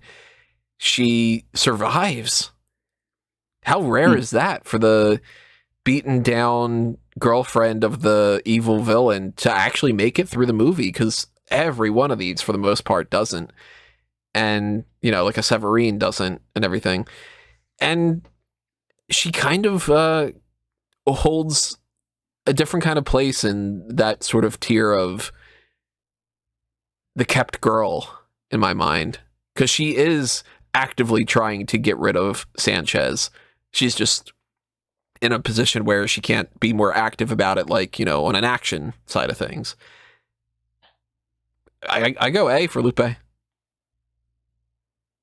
And she's really good looking too, so that's another positive, Personally, I'm thinking D, but that's I just don't feel like it may just be due to the fact that she's not the main one, and the fact that I feel like she's kind of there as her main role, both as the kept girl of Sanchez, but also she's there to be some sort of rival to make Pam jealous. And I just feel like I felt like her sleeping with Bond at the point that she did sleep with Bond kind of really diminished the relationship with Pam. So I personally would put her in B, but I understand the argument for an A. What are you saying, Rob? So I like Pam just a bit more than her, so I'd say B. But for the matter of the Pam argument, I'd go A for Pam too. I'd put them both on par. Well, that's fair. I can see A. Pam's not an S tier for me, but she's a better character than Pussy Galore, for instance. Oh, she is way better than Pussy Galore as a character. Yes, I'm happy putting her in A, but I think that means that Lupe should go in B. But I mean, they are fairly similar, but I think Pam's. I would make the distinction and say B Lupe, A Pam. I could live with that. Lucia Schiara. She is in 2 scenes? Nah, 3, technically, depending on how you classify which scene splits. She's in the funeral. She's in the about to get killed, and then she fucks Bond. Of course, Monica Bellucci, super attractive. Again, check that off the list. But she is not a great character. I'd maybe go C at the highest. I think she's D. I just don't feel like. Again, I find that scene fairly uncomfortable as well. She's kind of on par with Warm Flash. I could see that. Yeah. It's funny that we're using Warm Flash as really one of those things. Yeah. I didn't imagine that Warm Flash was going to be one of those benchmark type of comparisons. Yeah. Strawberry. Talk about bad character. Poor Strawberry, man. She just Put her in F tier, Callum? I don't want to put her in F tier, no, because she's not on the same level as like Panho or something like that. But she's D or E, and E's base. It would be D just because of who she is and the role that she plays, because she is fairly, I don't say prominent, but she is like a featured character, and she's played by a featured name in Gemma Arterton. But the thing that's leaned towards E is just how bad the character is and how forgettable and just like, oh, this is the first movie after Vesper died and Bond just wants to fuck something. She's very discarded very quickly, and then they use her to do a really poor attempt at mimicking the Goldfinger thing. So. Yeah, I was leaning towards D, but the more I think about it, that they didn't need to do that whole oil thing, and that kind of hurts her even more, because then it's like, hey, look, remember Goldfinger? And it's like, yeah, it's a better movie. Kind of deal. I mean, I think I might. It's D or A. But I might lean towards E. I'm good with E. Yeah. And they don't even do the strawberry thing. It's Miss Fields. Okay, whatever. And then you just look in the credits and you go, oh, her name's Strawberry? Strawberry so Fields. You don't even play into it. You don't even have like Bond finds out her name is Strawberry Fields and gives some kind of a pun. Fuck that. She's E. Paula. So I put Paula in as a strong D. Paula's interesting because she is not a memorable character in a lot of ways that people would bring up. Again, you name 10 Bond girls, people aren't going to name Paula Kaplan. But she is early enough in the series that she's the first real instance of, hey, women can be agents too. And she's not a bimbo agent. She's not somebody who serves a purpose to just like fuck somebody and get some information. She's cool. I like Paula. Yeah, I like Paula as well. I thought that her death was pretty significant, and even though she doesn't fuck Bond, she feels like an equal to him to a degree. It's like, even though obviously she doesn't survive as long as he does, she helps him out in that regard. She's a CIA agent. She's capable, so I'd put her in B. I'm cool with B. Yeah, I'm good with that. This is an interesting group that we've got because we got some positives. I think we should leave. I'm going to drag out a few more people, but I think we should leave like main Bond girls now, and I'm just going to pull out some of the ones which are kind of like ancillary ones, but obviously prominent enough that they might end up being in A or B. But I don't think any of these ones that I'm going to pull out are going to be in S tier. So, but they're all worth discussing. So you can start talking about them as I start moving. So I'll bring out the one that I think probably. No, maybe not necessarily would go the lowest. I'll start pulling each other now. Well, all right.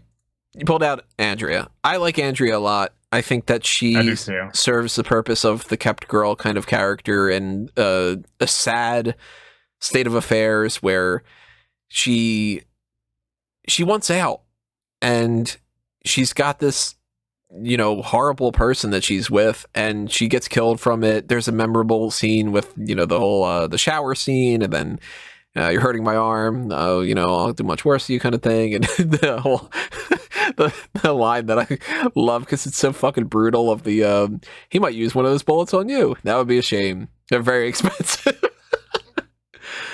I really like Andrea. She is not an S tier, but I think I'd go at the lowest. She's B. I'd consider maybe putting her at A if it was like an A minus, but I think I'd go B. I'd go B. So if Cal wants to make an argument for A, he can do that now. No, I'd have a strong enough argument to push her in A. I like her character, but I feel like she is in a B role. But yeah, she was very good in what she did there. She was so good they brought her back twice. That background scene of A View to a Kill, and then she also comes in as Octopussy, which I think that we should talk about. Yeah, we can do that. Octopussy is weird, not only just for her name, but she is in a weird movie. The Diamonds Are Forever of the Roger Moore era, essentially. Octopussy is at first a femme fatale and the main villain, and then she just becomes increasingly less important as the movie goes along, kind of in the way that Tiffany Case does. And she ends where, like, you can kind of picture maybe Bond stays with her. It's kind of weird. I think she'd go C. I think that she's better as a main Bond girl still than Tiffany. So I'd put her in B. I put her in B too. I mean, the movie's named after her. I know it's like a simple thing, but she's the only one on this list where that applies. If she goes B, Magda definitely goes B. I'm good with that. I mean, Magda's probably the stronger character out of the two of them. So, definitely is. And I think she's more attractive. But she gets relegated by the fact that Bond kind of like casts her to the side and goes with Octopussy instead. I think a better version of Octopussy, Magda is the femme fatale, and she stays the femme fatale, and she doesn't turn good. But since she does, she kind of loses a little bit of her vigor at the end. But Magda's better than Octopussy, I think. So I'd go B. Okay. I'm fine with that. Corinne, the other Corinne, we had two different Corinnes. So she has the most art house death in Bond history. her death is great. I love the whole scene with the dogs and the music that plays in that, whatever.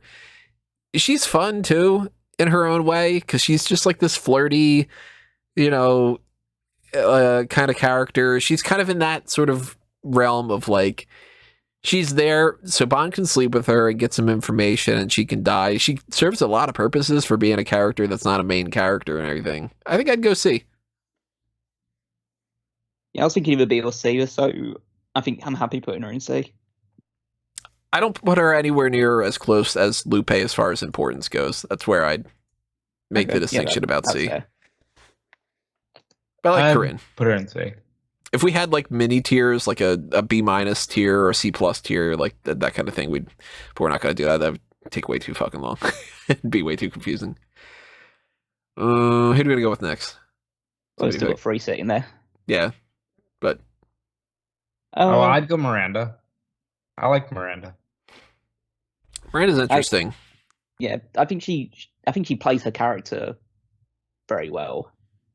And I think that she's obviously incredibly attractive, and she plays a good femme fatale character. I think that her reasons for becoming a femme fatale are a little bit woolly and a bit too I guess they're a bit too simple for the, like. And again, it's Die Another Day, and so she could be bitten by that bug as well. Like, I would say that she's on par with Jinx, and that means that she's probably a B. Yeah, in a better movie, she's a way better character. She just happens to be in a real shit film. Yeah. So part of me thinking B, part of me thinking C. I'd go B. Yeah, I'd lean towards B level. Severine's unfortunate. Or Severin and Solange.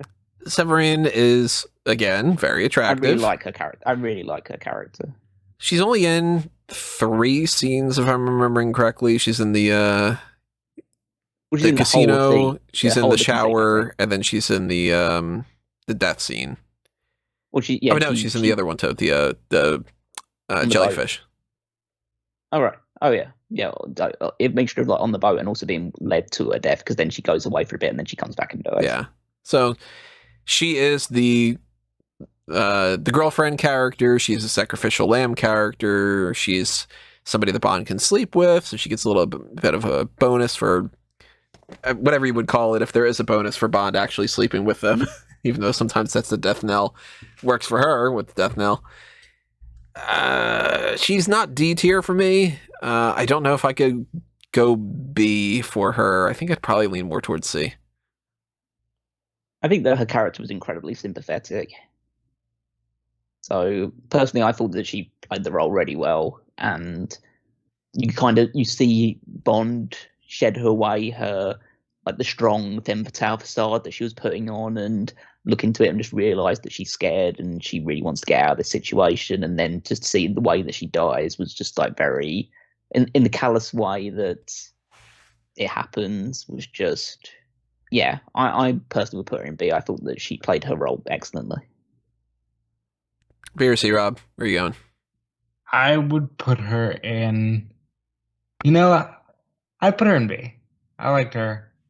It's not. I think B is a good spot for her. Not a strong B, but more towards B. Like it's a B minus, but it's a B. I think if we go B for Severine, I think we go B for Solange. I'm good with that. I think she's weaker than Severine. So you think she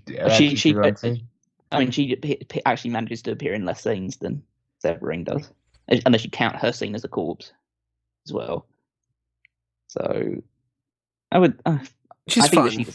I think she is fun, but I think that she's a C more than she's a B. I don't think that she's prominent enough in the whole scope of the movie. But I mean, she could go in B, but that's just my take. If you want to put her in B, then you two can agree on that one. But I'm not going to stand in the way, but that's my interpretation is C. I could see C, because I'm looking at this. I'm like, she's not as prominent as Lupe. I don't put her as high up as Andrea. Very, very attractive. Very fun character for playing her part. I could see C. Kind of on the Plenty O'Toole side. Yeah. Yeah. Left with a lot of main Bond girls on this side. Some interesting ones, too, because some are ranked higher up than the other ones. There's two women that have got left on this list that are not main Bond girls, but they're interesting. So Madeline. This is difficult because we haven't seen all of it yet. Right. Like, the way that she plays out in No Time to Die is interesting, because Calvin Dyson was talking about this. Good channel for anybody who wants to check out some James Bond content.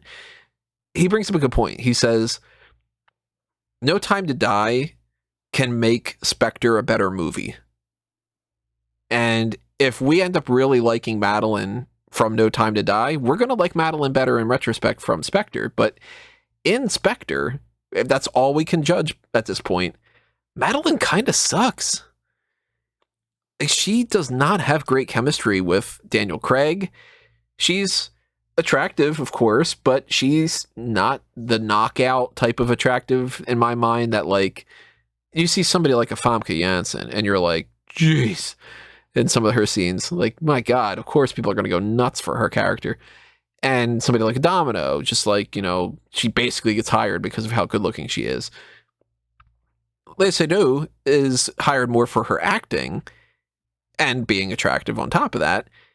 And the acting, I don't think, is all there either. And her character is not a warm character. It's very cold. She's not funny. She's not particularly smart. She's really just not anything other than, and this is going to sound really diminutive, but she's kind of a MacGuffin.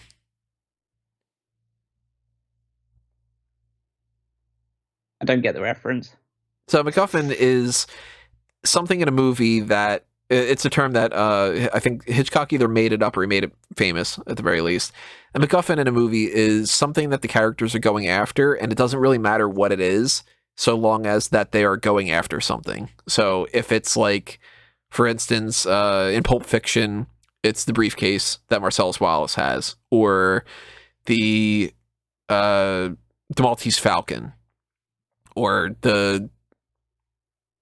I forget what it's classified as, but whatever it is in North by Northwest, the like the tapes or something. I'm blanking on the records, the film strip, whatever it might be. So it's like, once Madeline gets into the movie, it's because Bond is told, hey, I have a daughter, and if you protect her for the rest of the movie, or at least try to, then we can try to figure out how you can get to Blofeld. And then Bond just sort of falls in love with her because they wanted to tell that story. There's no real connection that makes them go, okay, now we understand why they're falling in love. She's supposed to be one of these great loves of Bond's life where he's going to be quitting the service because she's somebody who he can spend the rest of his life with. Compare her to Vesper? There's no comparison. There's a good back and forth with Vesper. You get that sense throughout the movie that they're getting closer and tighter, and I don't get that with Madeline. Yeah, It's all going to depend on No Time to Die. Mm-hmm. Yeah, that might redeem her in some regards, but I think that she played, again, the character I think was actually pretty strong in terms of, I understood the reasons why she was very indifferent towards Bond at the start of it, and I feel like she can't be too low down, but she was like, that movie was missing 2 scenes to build up a real connection with Bond. Mm-hmm. I think she's B. I wouldn't put her. I can't put her middle of the road. She's better than a lot of women in that list. She could be the one that Bond genuinely leaves it all for. We don't know how No Time to Die ends. I'm gonna give her a little bit of a reddish tint, and I'm gonna give these 2 because we haven't seen what these 2 are yet. So Nomi and Paola, they're in No Time to Die. Eventually, we'll come back to this list and we'll add that kind of thing. But she could very well go up to S or to A. Or if she really, really sucks, we could be like, no, you know what? Fuck that. She's D or something. Yeah, she's a TBD kind of deal. And certainly not going on the Mount Rushmore. Make that argument. I guess let's just go alphabetical. Why not? Well, I wanted to pick out 2 in particular that I thought were a little bit interesting. Which is Camille and Waylin. I think they're kind of similar in certain ways, in terms of like being almost like the almost a Bond girl who's more of a partner more than a lover type character. Yeah, Bond has 1 kiss with Camille, and it's very awkward and not at all brought upon by her. He just goes for it, and she's just kind of like, all right, see ya. So that's a little strange. Waylin, they actually do, you would assume they do fuck. So that's one thing. She ends the movie with him, more of a traditional Bond girl in that sense, but in a way that's a little bit different from a lot of the other ones too, because she doesn't fit the bill of like, oh, James kind of thing. She's more just kind of like, I'd fuck too. We just we took down Carver. Yeah, it's gonna be fun. I don't rank Wei Lin super high. Her character is more like, she might as well be like a Felix Leiter in some ways to me, but she's way better than some other characters they are too. She's kind of, the highest I could go with Wei Lin is B. I think I'd probably put B. I think she's a definite I. I think the fact that she could be like a Felix Leiter character just actually helps her more than hinders her, because I think she's just a kick-ass character.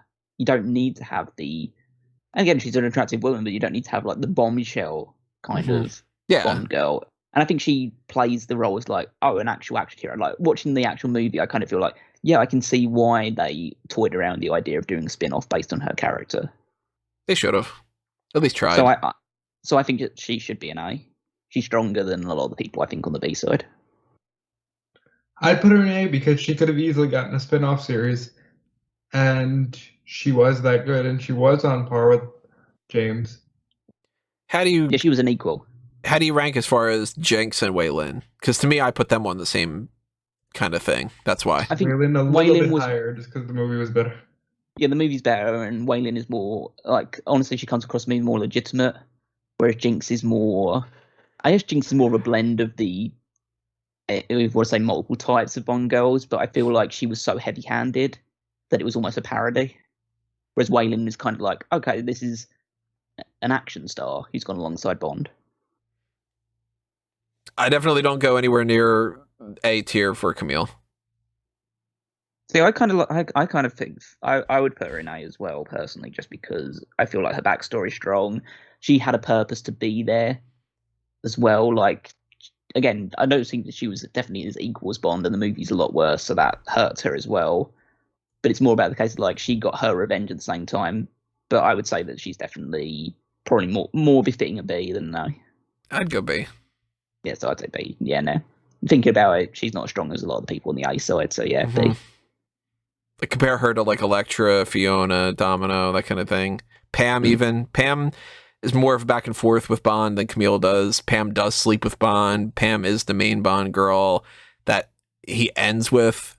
That's the end of it's the end of an era for Dalton where, okay, maybe he stays with Pam. Couldn't picture that with Camille. Camille's like, why the fuck you kissing me? You know? There for quite a few now. And So- so where we want to go. Well, it's what ones we want to put in terms of like, I don't know, we want to start with people that we think are going to be lower down the pecking order and work our way up, or. So I'll say this. All right, let's go with Melina. Yeah. Because Melina, to me, I think out of this list, Melina's the one that kind of sets the tone for how some of these play.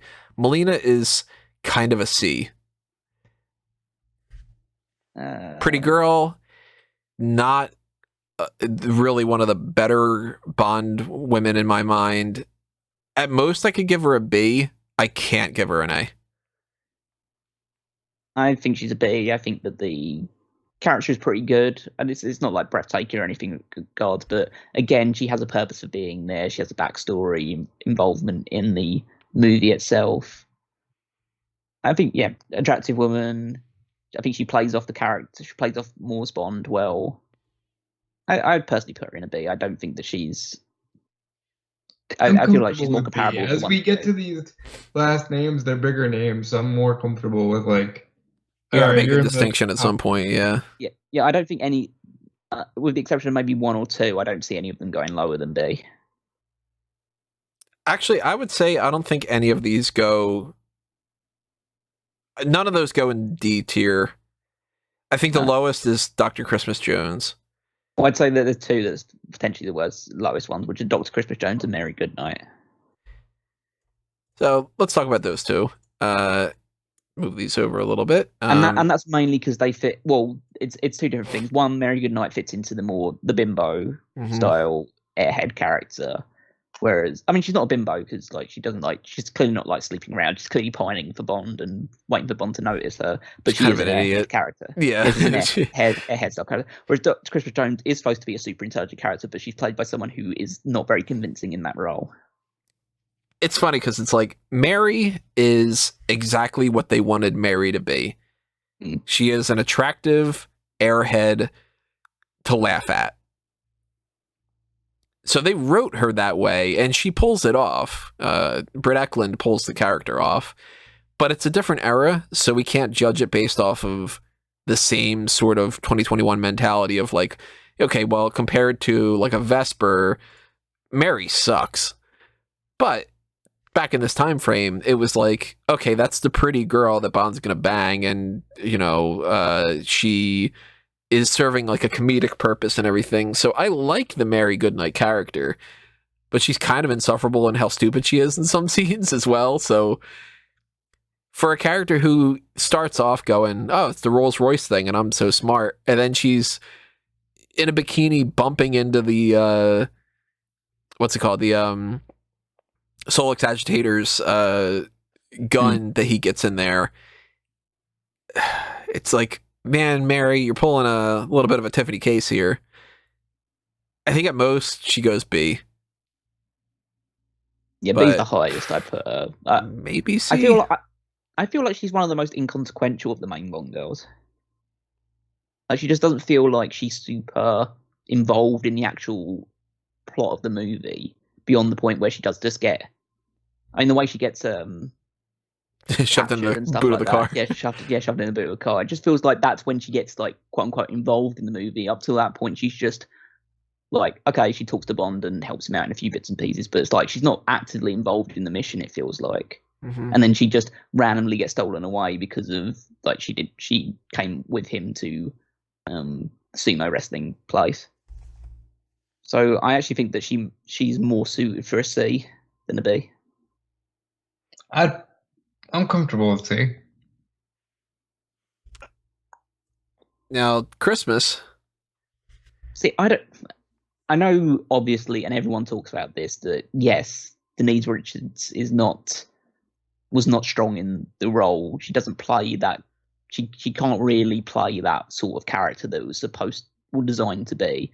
Well, she ticks the hot box, obviously, very off clearly, but she doesn't, when she's talking about like saying particular lines or trying to put across the nuclear physicist type of character, she doesn't fit that very well. But I don't think she's as bad as people say that she is. If another actress would be playing the Christmas Jones character, it's not all that bad. Yeah, it's just because it's Denise Richards, and it's not even entirely her fault either. It's partially just it's weird casting. Denise Richards is probably a lovely woman in a lot of ways. Never met her, obviously. Extremely hot. She's one of the quote-unquote like hottest, sexiest Bond women that's out there, because she is just a bombshell. But when you get somebody with that figure and that kind of sex appeal, and you bring her out there as, okay, she's a nuclear physicist, some people are going to go, all right, come on. Just because it's a kind of sexist way to look at things. Because there are beautiful, gorgeous, sexy women that are in, these kind of capacities anyway. But it's just kind of the way that people view that in like certain movies and stuff. But when you give her a character name like Dr. Christmas Jones, and you make the character, oh, come on, that fucking hot chick is the scientist, this is ridiculous, it really makes people fall into that opinion. They might have thought about that for a split second, and then just moved on and been like, of course there's some very attractive women that are in whatever fields. But you make it a point to really hammer it home as if you want people to think that. And then that makes it seem like it's a bad character. And Elektra steals the show in that movie too. So, by comparison, Christmas looks a lot worse. She does get a little bit of a bonus point, though, because she has one of the best ending sequences. I thought Christmas only came once a year. Oh, it's so fucking good. I personally think that she's a B. I think she gets involved enough in the entire movie. She's like the scene where they're going through the tunnel. She has to disarm a bomb while like in that sort of motion. And people like, even though again we can talk about the casting and anything like that, but the actual character itself has some strong moments in the movie. Yeah, the line alone, I knew Tony was gonna reference that because the line alone is so fucking good. I think she was not as bad as people say, and the movie's really good. So I might be the only one, but I'd go B. Well, I said it as well, so you're not the only one. Well, there you go. So it's 2-1, Tony. I'm surprised. I'll move her over. Don't get me wrong, like there are how many people left? So there's 9 people left, and none of them are going lower than B at this point. I would say we're hard pressed to find anyone that's going to go lower than A from this group. It's hard to kind of classify where some of these people are going. So I guess let's go with this because this one's going to be an interesting one. Let's go with Mayday. Mayday, I'm not moving her to C tier. I'm just moving her in the center, for anybody who's wondering. Mayday is somebody who checks off a lot of different things on the boxes. Memorable, 100%. She is one of the most memorable villains in this whole series, let alone, we ranked her really high when it came to the henchmen. She is memorable as far as her looks go. I mean, the first time we see her, she's got this big-ass hat thing going on, and she's just this striking woman. She's of course a model. She's tough. She's badass. She's got a fucking great death sequence by turning babyface. Babyface, if anybody doesn't know, it's a wrestling term. She turns good. Okay. Check out smartcowmoment.com if you're interested. And she's ridiculous, but in a ridiculous movie, and she's fun in lots of different ways. I'm a big fan of the Mayday character. If I had my way, she'd be an A. But that's just because I really like the character. I'd lean probably towards A too. Yeah, I'd lean towards A as well. All right. She's a super strong character. She's great villain at the start of it, and then I think she has one of the most great sacrifices of the entire Bond series. So yeah, I'm super fine with putting her in an A. She was a great character. There you go. You got your way, Rob. Look at that. In terms of, actually, I want to separate two of them from the pack, and I want to talk about those two later because I feel like they're going to be the two that are going to have a bit of back and forth before we decide where we put them. So I just want to move these two slightly further down. I feel like we're going to get into some discussions about. Well, I think two of us are going to be on one side bit, and I want us to. Well, two of us are going to be on one side for both of them, and so I know where they're going to end up on both sides. I just feel like we need to air those points out between. Well, essentially, Tony's going to have thoughts about Tracy. I'm going to have thoughts about Tatiana. Yeah. So we'll save those two for I feel it'd be fitting to save Tracy for the last one too, since she's like the Bond girl in some ways too. These are. You thinking? Let's go with Natalia because you clicked on Natalia. So Natalia, I thought as well. I was just left. You just randomly clicked it. Yeah. Yeah. Natalia is in a different era where they're trying to change up how they do the Bond girls in a lot of ways, and she serves her purpose extremely well. She is not the badass, I'm gonna shoot everybody alongside Bond kind of Bond girl, but not every Bond girl fits into the same mold. So, you know, a Pam Bouvier is actually active like that, and she's a great character, whereas a Domino isn't, and she serves her role really well too. Natalia's the smart one. She is a way better version of Christmas Jones in my mind. Very attractive, of course. She does show that she can handle herself in some ways. There's that little bit where Bond hands her the gun and she, you know, cocks it and loads it and everything. And she's just like, yeah, you know, I can figure this out, Bond. They have the nice little back and forth where shoot her, she means nothing to me. And then eventually when Bond's got the gun point, shoot him, he means nothing to me. So she's like, she's fun and she's flirty. She calls Bond out on his bullshit too, with the beach scene where she's just like, how do you do this kind of a life? And he's like, oh, it keeps me alive. And she's like, no, that's what keeps you alone, motherfucker. And it's a little overdramatic and melodramatic and everything like that. But it's a scene that is something that people can go back to throughout the series on a regular basis and call out character development. She ends up with Bond at the end. She drives the plot forward. Lowest I could go is A. I'm totally fine putting her in A. I'm fine with that. The weird thing is that as you described her, I kind of just felt, wow, that's who Madeleine Swan is based on, in some ways. Because she has the same gun type scene, where Bond is trying to teach her how to use a gun, and she just shows that she knows what she's doing in the first place. She's the one that also brings up Bond's like coldness and his demeanor in that regard as well. Well, it's not unheard of for them to go, you know, let's base this off of a much more successful movie. I think Madeline is a portmanteau of the Natalia type of character, a lot of Tracy, and a little bit of like some other ones here and there. Obviously not like a Ling, you know, but like thankfully she's not on Tiffany side of things of being like, you know, turned into a complete idiot. But like, I think that they took what they thought were the best elements of a lot of Bond girls, and they were like, there you go, and they forgot to inject personality. That kind of deal. But again, Madeline's there where she's there.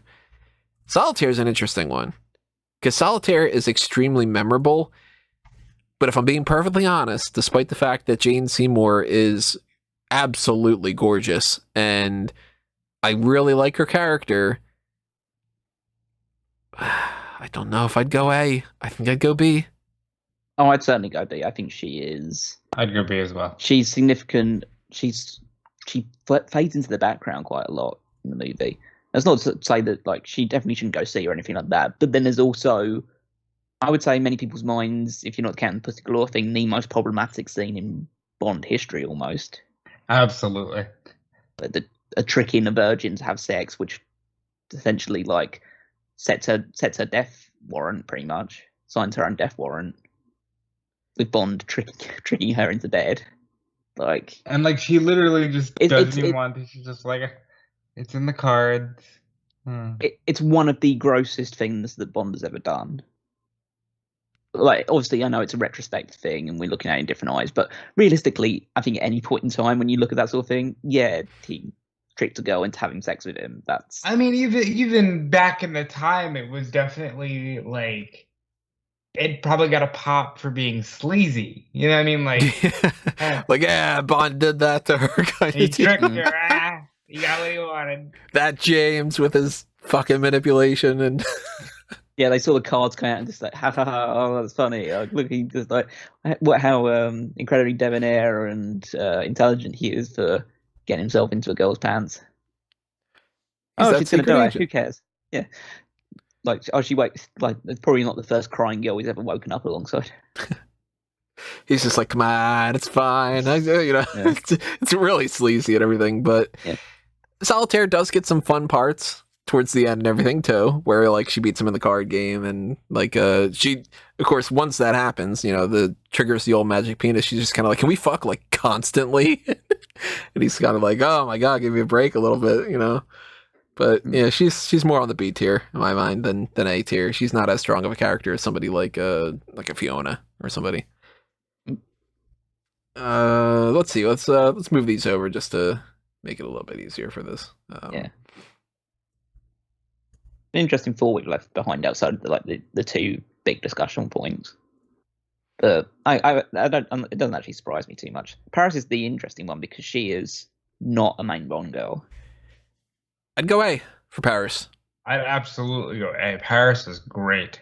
She was only in a couple of scenes, but they were very, very strong scenes, and she really, like, you could feel the animosity that was supposedly real between her and between Terry Hatcher and Pierce Brosnan.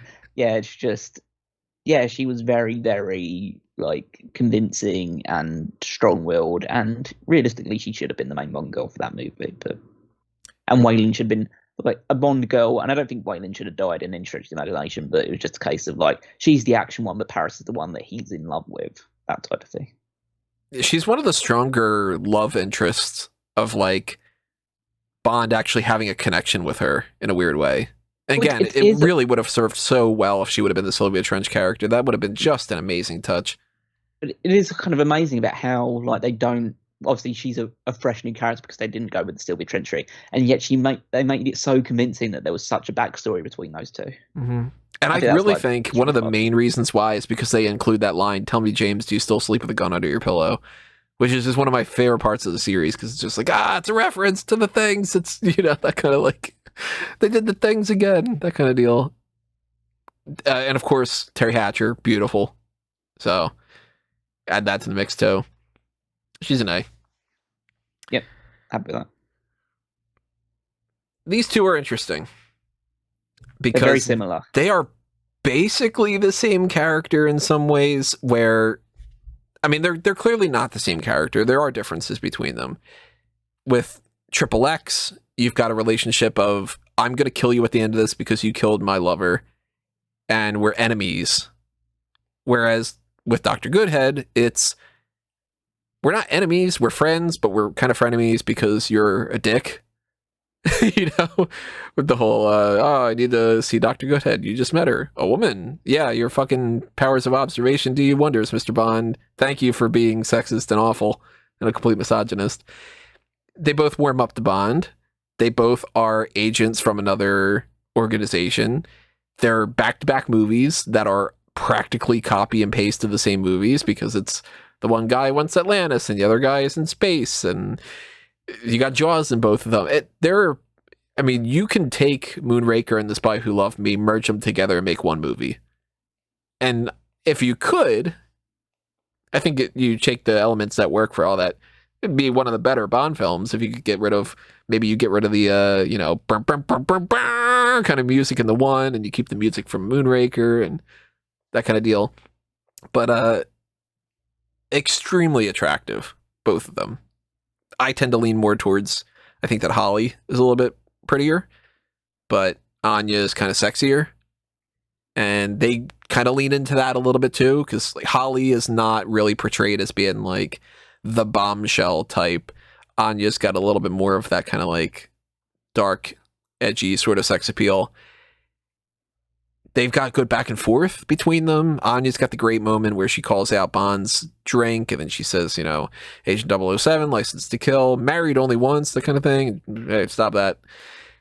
Halle has what she brings to the table with the CIA and everything. I think that they kind of have to be on the same tier because they're so similar. You guys agree? Yeah, I think yes. there's enough similarity to the two of them. You pretty much covered all the real salient points between the two of them. I can't really add too much to it. It's weird that maybe this is just the way that I see them and stuff like that. Just because from Russia with Love is not from Russia with Love, from The Spy Who Loved Me is first. I tend to lean more towards Anya because Halle is then more of obviously not a carbon copy because they do have completely different personalities and they do have different characteristics. So they're clearly not the same person, but because Moonraker is more of a it is obviously in certain ways a copy of The Spy Who Loved Me. It kind of diminishes her character a little bit more. But I feel like they're both equal enough to be on the same tier. It's just whether they're on S or A for me. I'd put them in A. Yeah, I think they're more S. This is tough. This is really tough. Because they're definitely A, at least. But they might be S. Because here, I guess, well, let me do this. This is how, if I'm just spitting out of the top of my head, these are elements of a Bond girl in my mind. Sex appeal, action, their relationship with Bond, their purpose in the movie, agency, if they actually can speak for themselves and everything, not if they're secret agent kind of deal.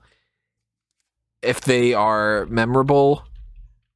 No, I'm typing the way I'm typing crazy here. And then kind of I'll just put kooky because you think about a Bond girl, you're thinking Pussy Galore. They make fun of it with a lot of vagina and Dixie Normus and those kind of names. So it's got to be they both have that with XXX and Goodhead. So maybe funny I should put more so than kooky because they don't need to be a kooky character. It's just that there's some element of humor to it. And you've got, for this, on the humor side, Agent XXX. I mean, come on. Yeah. Dr. Goodhead. So they get the X's on that one. They both knock that out. Memorable. Yep. What's memorable about these two characters? Well, they're both part of two of the best ending sequences of the series, where when it comes to XXX, what are you doing, Bond? Keeping the British end up, sir. And then with Dr. Goodhead, even better. I think he's attempting re-entry, sir. So I give a little bit of a bonus to Goodhead on that pun side of things. Not that should be the differentiating factor, but it's something. I mean, Goodhead's there. Without Goodhead, we don't have the line that's one of the lines that becomes synonymous with this series. Yeah, a woman. A woman. Yeah. I really like that as far as, so they're both memorable in that regard. As far as the agency goes, I really like that Halle calls him out on that. Because this is way into this is kind of a sort of the mid-range of the movies, maybe a little bit before the mid-range for timing goes. But we're past the Sean Connery era, but we're not at anywhere close to even the Brosnan era, where it's just okay, no, women are not just objects kind of a thing. And yet, in this time frame, in the 70s, Goodhead is just yeah, that's bullshit. I can be a CIA agent and I can be an astronaut. Shut up. I think she gets a little bit more of a bonus when it comes to that than XXX does, because XXX, the problem with her, once they get onto the whole Atlantis thing, she's stripped down, she's put in a bikini just to show off her boobs, and she doesn't do anything. The submarine captain does more than she does. That's a real shame. That's someone true, but I feel like she did enough throughout the rest of the movie in terms of like, obviously she's there as the representative of this uneasy alliance between the Soviets and the British Secret Service. And then she's also like involved in the idea of like, oh, she's falling for Bond, and we can see that progression. But then she finds out he's the one that killed her lover, and so there's a bit of a distance in there, and we get the scene towards the end. Again, it's something I don't feel like played up enough in the movie, but I feel like she has plenty of agency. Maybe not as much as Holly, but certainly enough to. It's close at the very least. To have it knocked in there, yeah. Yeah, it's just that, man, if they wouldn't have done the whole thing with, and of course, part of the reason why they did it is because. Look at Barbara Bach. She looks hot in the bikini. That's why they did it. But it is a shame that like she doesn't get to kill. Maybe Stromberg. 'Cause Bond just fucking shoots him.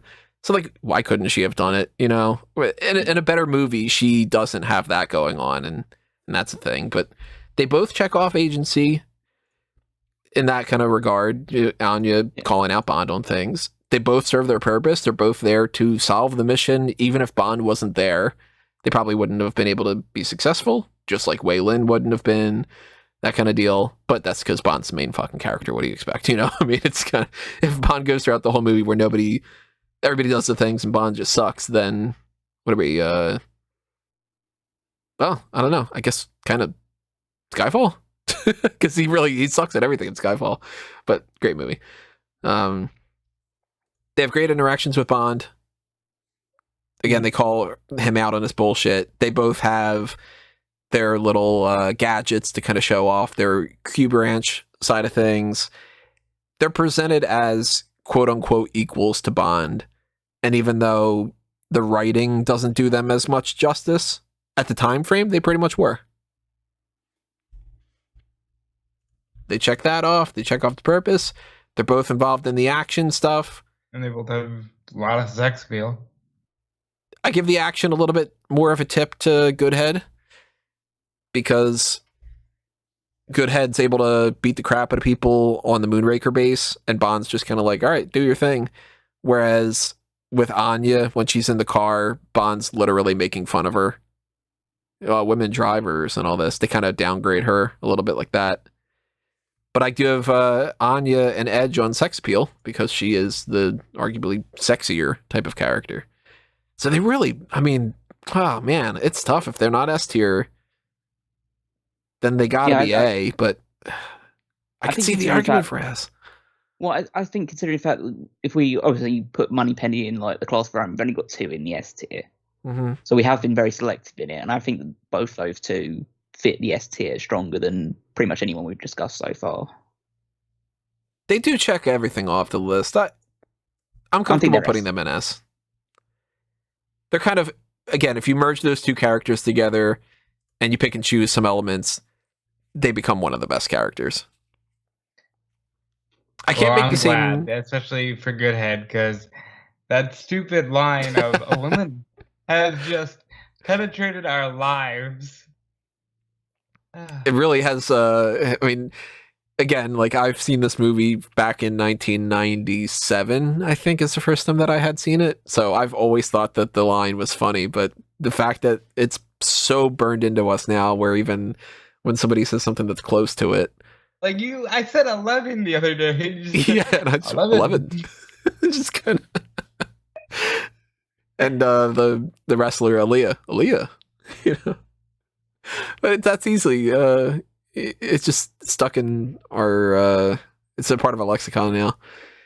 I can't make the same argument for an S tier for Kara. I love Kara. I got to admit, I got a soft spot for her, and I can make another joke, but she is beautiful in a way that a lot of the other ones aren't in my mind. Like, I mean, out of the list of these here, there's practically not a single bad looking one out of this mix. I mean, there's might be a couple somewhere in here that aren't as good looking, but super cute. Love her character. She's not S tier, but I really, really like her part in the movie. I really like how she's not dumb. She's gullible. And there's a big distinction where she just fucking cares for Yorkie instead of being like a complete idiot or a bimbo or anything. And when she eventually turns, she gets more agency. She does end up being part of the action side of things. I think that she has a good back and forth with Bond a little bit here and there, not in the sense of like calling him out on bullshit, but like I think that they have a good relationship. Her sex appeal is not the bombshell, I'm gonna sleep with you and kill you type of Bond girl like a lot of the ones, but because she's not supposed to be. She's the cute. You know what? She more than anything, if I would equate her to something, she's kind of like the doe-eyed kind of character. Like, you don't want to just pat her on the head and be like, "Aw, sweetie," but you do kind of want to be like, "I don't want anything to happen to her. She's too sweet." I'd go A for her. I know that I might be making more of a case for an A, and you guys might be more on B. And if we end up having her on B, so be it, huh? But Yeah. but I'd go A because I'm to leaning me, towards B, so it's gonna depend on Callum. It is an interesting one because I can see all the arguments Tony's making. I don't think that she's not a bombshell character. I Right. think that honestly, I think she's pretty plain looking.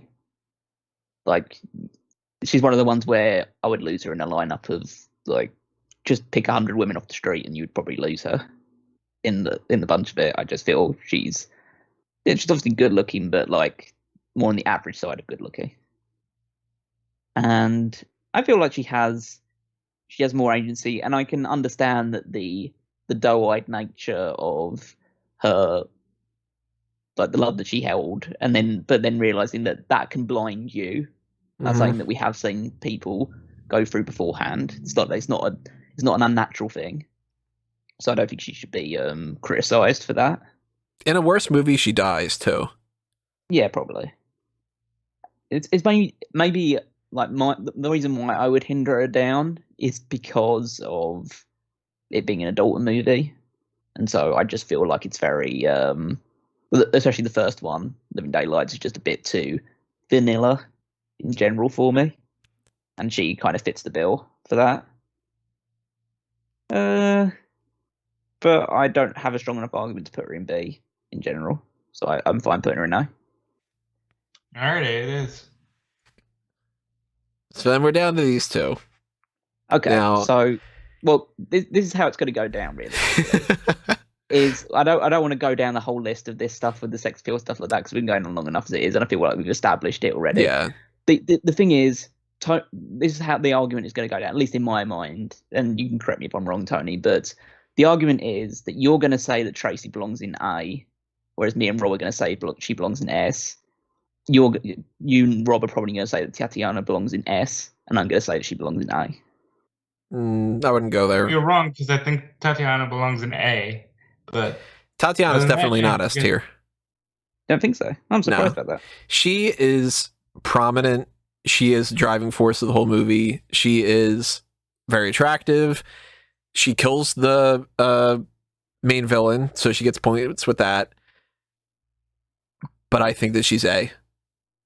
All right, hold on a minute. Is there any part of you, now that we've established that she's A, is there any part of you, Tony, that honestly believes that Tracy is anything but an S? Yes. Well, then you're wrong. She's an S. Go ahead and put her there. But she's going under S. Well, yeah. But I thought the interesting thing about Tatiana is just a case of like, the reason why I was putting her in A tier is that like I knew that she's obviously the crux of the From Russia with Love movie. I think the Russia from Love movie sucks. And it's just like the whole love story that it's built around is not a particularly strong love story. And that's why I was going to put her down through an A from an S. But obviously, if like you guys don't believe that she's an S, then maybe I should be saying that she probably belongs to B then instead. But I'm not going to make that argument strong enough. I thought that I'd have to settle for her being an A. So the fact that you saying like, okay, she's definitely an A, is just like, okay, that's my argument made already. Here's where I get into some debates about some things. I think we could potentially move some characters around here and there.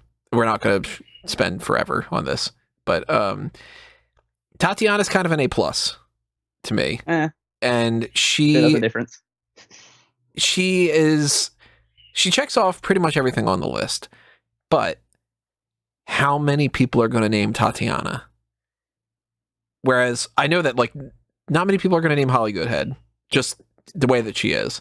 People are going to name, depending on where they come into the series, they might remember Xenia, you know, any true Bond fan is going to have Vesper on their ass list. It's just a thing. And Xenia is kind of the top of the top when it comes to the femme fatale, just like fun, goofy, sexy, all these other kind of things. Tatiana, she's better than some characters here and there that are on this A tier. I think she's better than Kara, for instance. And I think that she's overall, she's better in some ways than Paris. She's better in some ways, you know, and all those kind of things. I rank her a little bit higher than Pussy because Pussy kind of comes in towards the latter half and Tatiana is throughout the whole movie, but she's very passive. And until we get to the point where she makes that decision where she shoots Rosa, she's kind of also the MacGuffin. And if there's a couple scenes that are better written where she's trying to seduce Bond for Russia, then she goes into S tier. She just falls a little bit short of it for me. So I'd go A. A strong A, but an A. Definitely not a B. Well, there you have it. I mean, But the Tracy thing. Well, he's going to say something about Tracy. I am going to say some things about Tracy. Tracy. well, no, I was trying to cut him off. Well, see, the thing with Tracy is, I don't think that she's the most attractive, but you don't need to rank just based off of that. It's not an attractiveness list, and that's very wrong on that. That's a personal preference anyway. I would list. I mean, I forget where I ranked her. She is very attractive. Don't get me wrong, but you know, bombshell types and stuff. You put a 10 in the same room as a bunch of 5s, the 10 becomes 20. You put a bunch of 9s in the same room. All right, I'm gonna start. Cut you off here before you shoot yourself in the foot. Tracy is very, very attractive, and honestly, that makes everything that happens even better. But like at the end of the day, Tony, she is the Bond girl. Well, that's where that's where some of these things come into play, because I'm saying, like, if you put her up with attractiveness to some of the other ones, I'm going to rank a lot of them above her. But she is, you see, oh, I got to blank on her name. Oh God, what's her name? Why am I blanking on her name? All I can think of is Emma Peel. It's her character from The Avengers. Diana Rigg. Diana Rigg, yeah. I'm like, there's an R in there. You put Diana Rigg in a room, she's very, very attractive. So it's like, all right, she checks off the attractiveness. In comparison, not as much, but we're not comparing and making S tier a different thing or whatever. Does she have agency to her? Yes. Does she saves Bond. That's a big part of this whole thing. That gives her a major boost. She pops in and she's the one driving the car and she's the one doing that. I just don't think that she's as strong of a character as people make her out to be, just because I think she gets a little bit of a boost because she's the one that Bond married. And I by no means was going to say that she's some like D tier type or anything. Not at all. I do lean towards that. If you take out the marriage, like you take out one scene of the movie, people rank her A tier. And the movie itself has flaws that don't do her justice. I wish that she would have been in more of the movie. And I think I would have ended up liking her a little bit better. But I like her better than Madeline. And Madeline is an attempt to be Tracy, but with less character. Because Tracy has more of an edge to her, and she has more nuance because of that whole scene with her being like, okay, Dad, just tell him the information and we can move on. He's not into me. And one Bond's like, I kind of am. And then she's immediately crying, just like, oh my God, this is a different story than what I'm used to, this kind of abuse and everything. She's S tier. She's just not one of my favorites. Well, bless you for coming around to it, sir. I try to be as objective as I possibly can be with a lot of these things. Hence why F tier. She's staying in A. Don't worry. I don't know how you guys have her there. If I moved anybody on this list, I'd probably move these two. I'd move them. Bambi and Thumper go to E. And good job we're here then. Yeah. Good job we're here to stop you from making a mistake. If you guys could move anything, what would you move?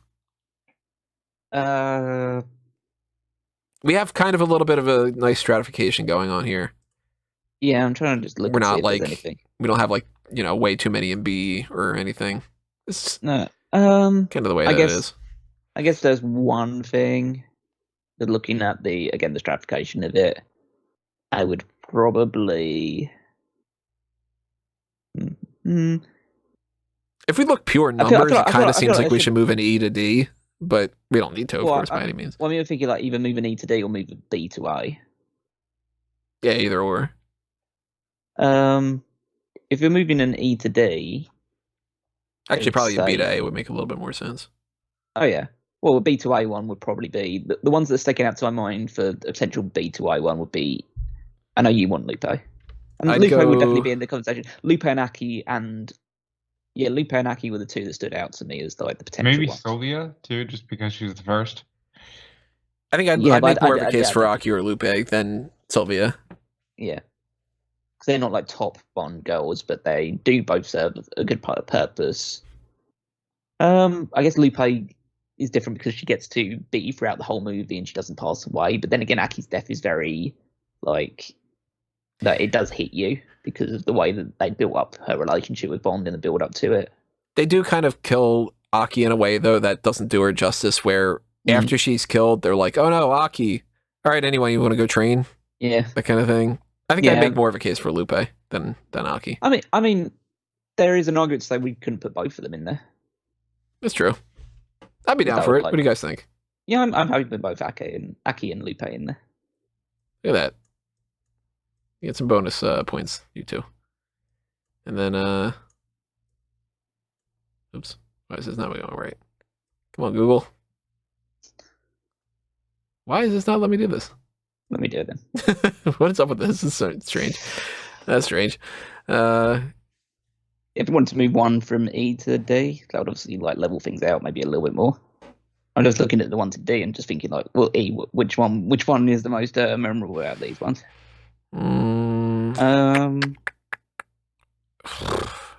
That's tough. I don't think that any of them really deserve to move up. Looking at them. Because I feel like we would have to, if we move an E to D, then we'd also have to move an F to E to like be the real kind of like thing. But I kind of like want to do that just because it's very because it's annoying me that D one is one of the shorter ones. Yeah. It just like annoys me just for the symmetry purposes.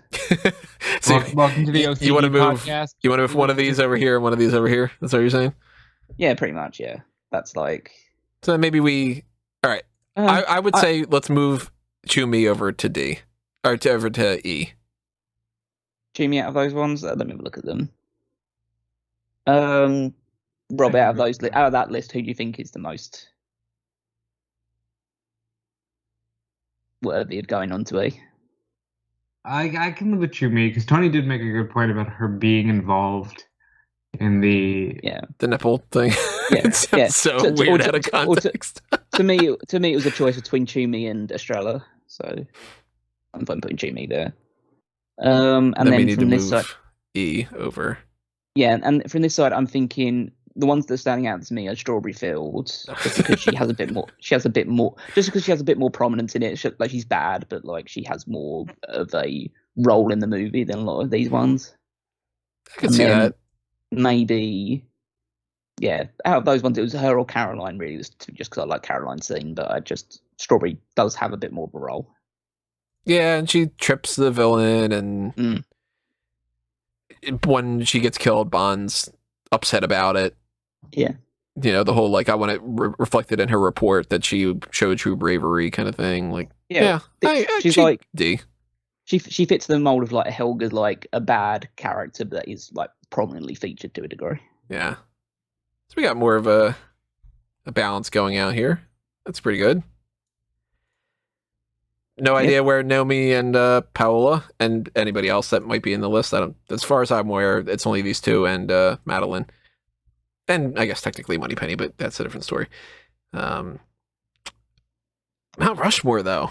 Well, all right. This isn't that. I'm gonna let's be do honest. this. This is not that hard. We know that those two are going on there. Yep, that's the We know that Moneypenny is not going on there. She's getting a separate distinction.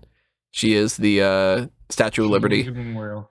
Or Statue of Liberty. Very much a Statue of Liberty in that capacity. Now, if we're going, these two signify the loves of Bond's life. I don't think we go with two other ones that are like that. I think we need a femme fatale, and I think that we need potentially I wouldn't say so much the sacrificial lamb. Well, actually, here's where I'm thinking. We go either a femme fatale, we've got sacrificial lamb, we've got fellow agent, and we've got, I think pretty much that covers everything, because like a Wei Lin's a fellow agent, and Andrea is sacrificial lamb, the girlfriend type of deal. Fiona, the femme fatale. If we're going femme fatales, I'm thinking, but wrong character that I'm doing here. It's Xenia or it's Electra, and I'd kind of make the argument. Well, it's Xenia, Electra, or Fiona. Xenia, Electra, or Fiona when it comes to femme fatales. If we go with the sacrificial lamb type of character, then we're getting into, let me just move these over because these are fellow agent types. Getting into Aki. Aki's kind of a mix of both fellow agent and sacrificial lamb, but I guess she's more referred to as sacrificial lamb. I would say, yeah, you could put Tatiana there. Moving these, some of these around. Pussy Galore is in the femme fatale. Maybe not so much. Actually, we need another one. It's the weird one, yeah. The girlfriend type isn't necessarily sacrificial lamb, because we've got Domino. That's kind of who Vesper and Tracy fit into as well. We've got Paris over here in sacrificial lamb and in girlfriend. Not really in femme fatale. I put Natalia in this one. I put over agent. She kind of fits that role a bit more. Lupe's a weird one. I'd lean more towards. Well, I'd lean more towards Natalia being the fellow agent, but I don't think she ranks higher. I think that she just wouldn't be on the Mount Rushmore. So no, she won't be. We all in agreement? Just take her out? Oh, yeah. I guess you fit Mayday goes into the femme fatale as well, I guess, technically. Yeah, she's more of the femme fatale types. Lupe is more of the girlfriend type. And, I mean, out of this range, we're pretty much not going to end up picking other ones like that. I know some people are going to say, wow, why do you not have Honey Ryder on there? Because Honey Ryder is just the first. It doesn't mean that she's Mount Rushmore. Yeah. So out of these ones, the ones that I would take away for now would be Pam. I don't think we'd make the main Mount Rushmore. I don't think so either. Wei Lin. I'd take out Wei Lin as well. Mayday. Yeah. Lupe. Yeah, Lupe. I'd take her out too. Paris. I'd make more of an argument for Paris over the Lupe, but I don't think the Paris is Mount Rushmore. I don't think she is either. It's tough because she is kind of the love of the life type of thing, but we already have that covered. And yeah. And to be fair, Tracy's a sacrificial lamb as well, technically. And actually, they're both because they both die at the end of the movie. So yeah, these two sacrificial lambs. And Paris is a sacrificial lamb, and I think I'd take Aki out. I don't think that she's because she is. Oh, she's under a fellow agent too. She would have been, but So maybe we don't necessarily have the sacrificial lamb because we have that covered. Well, I think we do have it covered. We have the girlfriend stuff covered too. So I think both Domino and Cara both go then as well. I mean, we're not going to put either of those into the because we got Vesper with the girlfriend. In some capacity too. We're definitely going to need a femme fatale. We definitely need a femme fatale for sure. I think we need a femme fatale and a fellow agent, and that's funny that it works out like that. To me, I would say Xenia or Electra in terms of just great character, but then I think Pussy brings in that iconic level that she's from Goldfinger, which many people kind of assume is the one that kind of starts the Bond tropes and Bond trends, and she's got that name, man. Like that trope of, well, her name is Pussy Galore. Here's the arguments I've got on this side. If I personally rank the characters themselves, I rank kind of on this sort of side of things. Just my own personal preference of characters. I think that Fiona does the femme fatale thing the best, but I don't think she gets that spot. Because I'd agree. there's Xenia's more memorable in the sense that she's more over the top, and I mean, in some more than ways, she's on a top. But she is a part of one of the biggest films, and she is somebody who people that aren't even Bond fans know Xenia in some ways from Goldeneye. Xenia has the fun name like Pussy Galore does. That is true. And that's something that gives her a little bit of a bonus. I don't think Elektra gets this because even though she really stands out as she's the main villain, which is crazy that they hadn't done For that at that me, point. Like, if I was ranking it, it was my Mount Rushmore, Elektra's on there. I think I'd give the femme fatale spot to Xenia. Because I think she's tough like Mayday. She's got the funny name like Pussy Galore. She is a very sexy character. She's memorable. She's got a good death. When she gets killed, Bond makes a pun. The whole, like, she did enjoy a good squeeze. She's a villain, so it's in the sense of like an Elektra type. She's not the main villain, but yeah, I mean, Fiona's one of the main villains too. Same kind of thing with that kind of setup. I definitely rank Xenia over Fiona, despite the fact that I think Fiona does some things a little bit better. And I think that since if we're looking for like Pussy Galore being iconic, Xenia kind of becomes iconic too. And she got the name thing. I think I'd lean more towards Xenia, and then I'd probably go like that as far as ranking for a femme fatale in my mind. Well, what do you think, Callum? And she is on the S tier. Elektra's the strongest character out of those four. Well, why? Thank you for that. But Xenia goes on the Mount Rushmore. Yeah. Because Elektra holds too many tropes because she is until she turns and becomes the main villain, she's the girlfriend character, but she's also like the, oh my god, you betrayed me, and even though we were supposed to be falling in love, which is the role that Vesper plays as well. That's why Vesper is so prominent in the Mount Rushmore, because she fills so many roles as being a sacrificial lamb, a girlfriend, and part femme fatale because she does betray Bond. So I feel like, I feel like Xenia should go in there as being like a very, very just definitive femme fatale. Has no interest of, obviously she wants to sleep with Bond, but she wants to kill him in the process. And so she's got actually no romantic interest in Bond at all, beyond just wanting to kill him with her legs. So yeah, I think Xenia's the choice for that one.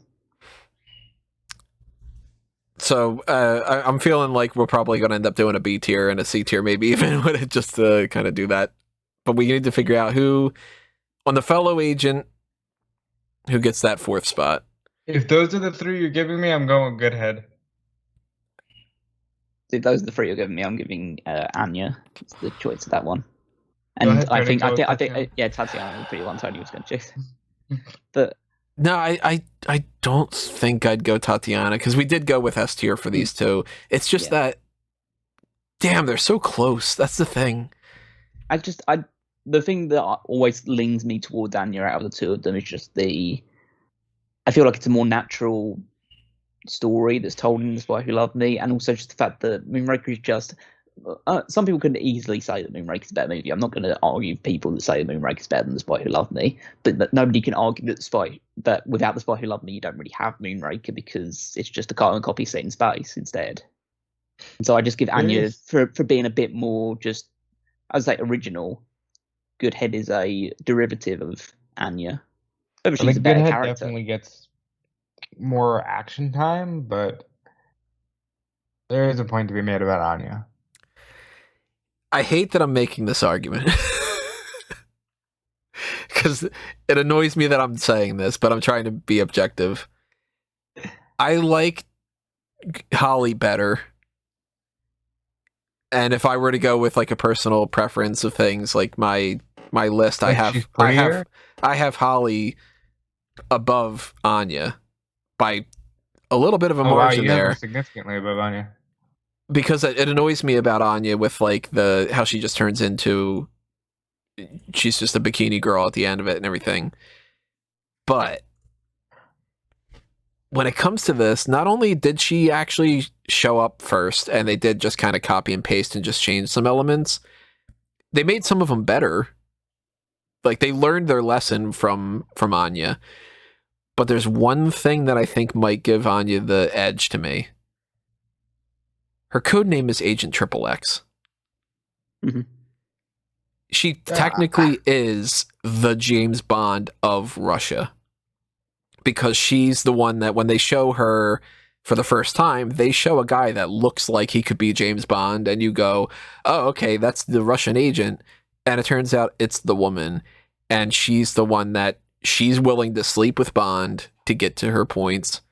She is the one that General Gogol trusts to be that kind of thing. And when it came to A View to a Kill, and when it came to Here and There, they wanted to bring Anya back.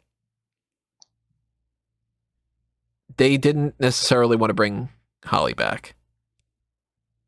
So if we could have gotten Anya in A View to a Kill, and we could have gotten Anya Here and There, I think she has to take it. Fair enough. Yep. Which makes me go, okay, so then Holly's definitely B tier, because that's as close as you can get. Mm-hmm. And then that makes me go, okay, C tier would be Tatiana.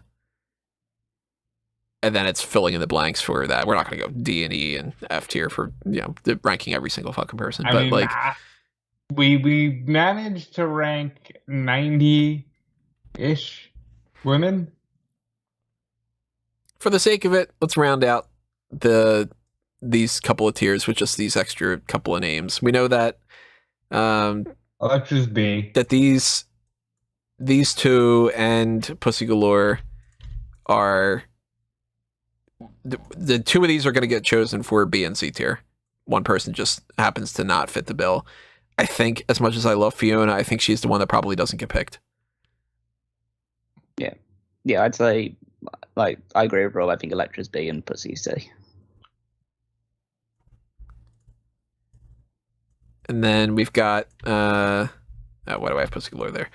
So if we're going with the couple other people that we had on this list, we've got so there's Domino, there's are we missing anybody on the S tier? No, we're not. We have everybody accounted for. So then we have 1, 2, 3, 4, 5, 6, 7, 8. These ones are in the mix there. Technically, we could put Fiona, but I don't think she's going to end up making it with the other ones because we only have 4 spots. I think that if we go B, Domino's on the same range as Kara. We've got Lupe's kind of in the same range too. Maybe a little bit of Paris. Pam is more of the agent type. We keeping Pam out of the mix because we already have that with Tatiana and Holly. I think so, right? I mean, I don't want to just like put them on there based on these characteristics that that's true. Agreed to. Because I think both Kara and Lupe potential. aren't strong enough to be on this thing, even if they fit this characteristic. Yeah, I don't. As much as I love Kara, I don't think that she necessarily goes on there. And I'd say Lupe's the same. She's just not a strong enough character to be on this list. I think I'd make more of a fight for Lupe, but I'm more than likely probably going to be okay with her not being on there. Like, if I was like, there's 4 names that we can put down here, and the 4 that I feel like are most prominent out of these ones we got listed here. Funnily enough, I think Domino's obviously one. Domino will be in one of these 2 Mount Rushmores. I would say. I would take Waylon off. I'd pick Pam over Waylon if we were going to end up doing any of those. Yeah. Okay, that's fine. I'd take Mayday off. I'd pick Way, but that's okay. Mayday's Mayday's kind of tough. I don't know. Well, I think that the main two that I want to put on this thing are both Domino and Natalia. I think I'd go Natalia C tier. Yeah, and Domino's B. And I could see Domino being B because she is of a different era and everything. We have to keep that in mind too. She is very much the kept girl. She kills the Bond villain, that kind of thing. And she kind of takes over the spot of Lupe. I could see that. Yeah.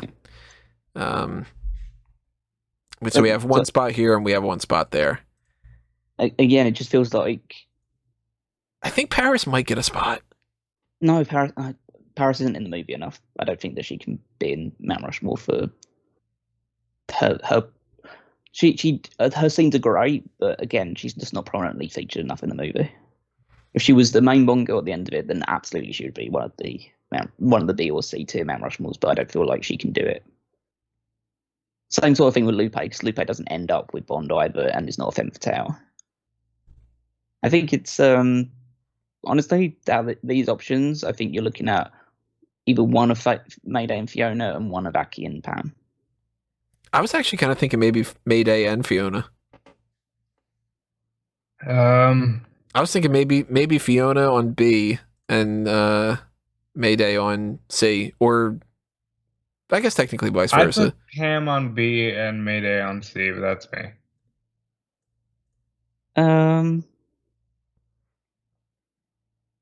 Yeah, I'm Let's fine take with Lupe two of off. We're not going to put Lupe on.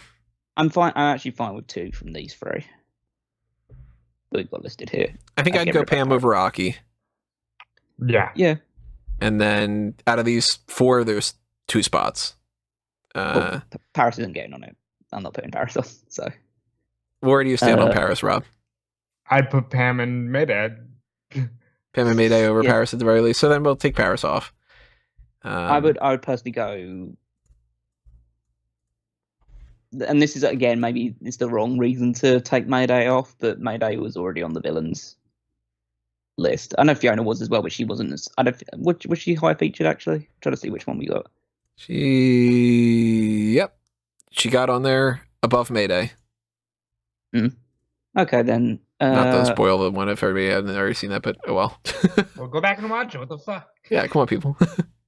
Yeah, I'll go Pam B, Mayday C as well. All right. Well, then that's 2 votes for that, right? Yep. Pam and Mayday.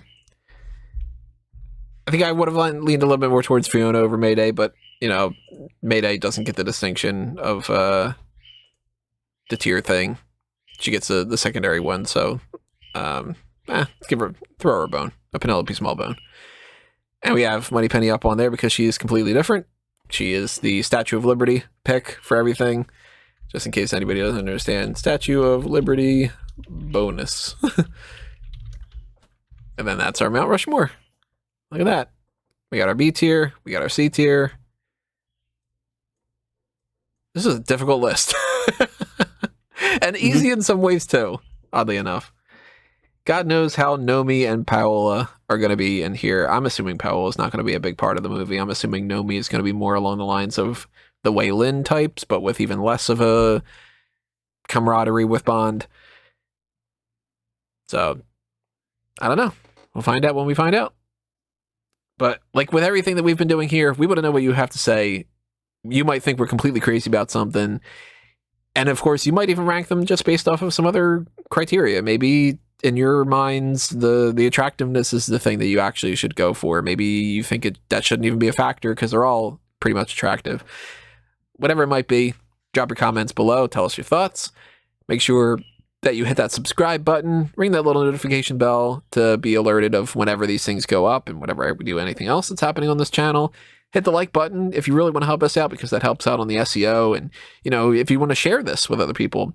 There's been some people here and there that they came across this through some of these random videos, and that's a whole series worth of this content. So if you got a friend of yours who's a big James Bond fan, we got, 30 episodes of this podcast? between the movie reviews, between the tier lists and everything. So plenty of content to keep you busy up until No Time to Die, or maybe you just get into it when No Time to Die comes out and you want to go back and check out the other things. If you are interested, share, like, follow, favorite, subscribe, do all that good stuff. And if you want to help us out on the monetary side of things, there's the little thanks button. That's just kind of like a little tip jar sort of things. There's the join button, which is the YouTube equivalent of Patreon. So if you go to that, it's basically getting access to the bonus features and some extra content on that regard. And it's, a way for us to keep the lights on here. It's something to where I don't have to dedicate my time to something else. I'll dedicate it more towards editing these videos and making us do some more fun things. We will be doing more things with the Review to a Kill series, which we haven't fully 100% decided on yet. We're currently recording this on the 23rd of August, and we've been doing these kind of in advance a little bit, but might have to be taking a little bit of a break, might have to do things kind of in a weird way. I don't know. One of the game plans that we had in mind was to watch the Austin Powers movies and to do the fan tracks, audio commentary tracks for those. So if we get the time, we might knock out, we might knock out all three of those over the course of 1 week, for all we know. Or maybe we check out Never Say Never Again. I was kind of thinking with Never Say Never Again, it might be a better idea to do a fan tracks for it than to do a full breakdown. I'm not too sure if we were going to do either of those. I think at this point, all the movies that we have left might be better served as fan tracks. So like the Austin Powers ones, I definitely want to do with you guys at some point. Never Say Never Again would probably be better as a fan tracks because I haven't seen it. I don't think Callum's seen it. And I haven't watched the full movie. Well, so that might be better as a fan tracks. Yeah. So it might be good to get our gut reactions of just what the hell is this? Because I know I've seen some parts of those movies and it's like, what the hell is this? But I don't know. It kind of depends on what you guys want. So if you really think that it would be better to do full-on breakdowns, we're definitely 100% not doing full breakdowns of the Austin Powers movies because it just doesn't work with comedies. You can't just go, and then he says this joke, and wasn't that funny? It just doesn't lend itself. We have to be there just laughing. Right. So the fan tracks are definitely fan tracks for Austin Powers. Never Say Never Again, more up for debate. I know that people have brought up the Casino Royale from 1967, I think. There's the Barry Nelson thing. We've got Johnny English, which we can get into. Definitely not doing Mission Impossible. That's a completely different series. It's just a spy thing. It doesn't count. Well, you want to talk about things? Here's the thing.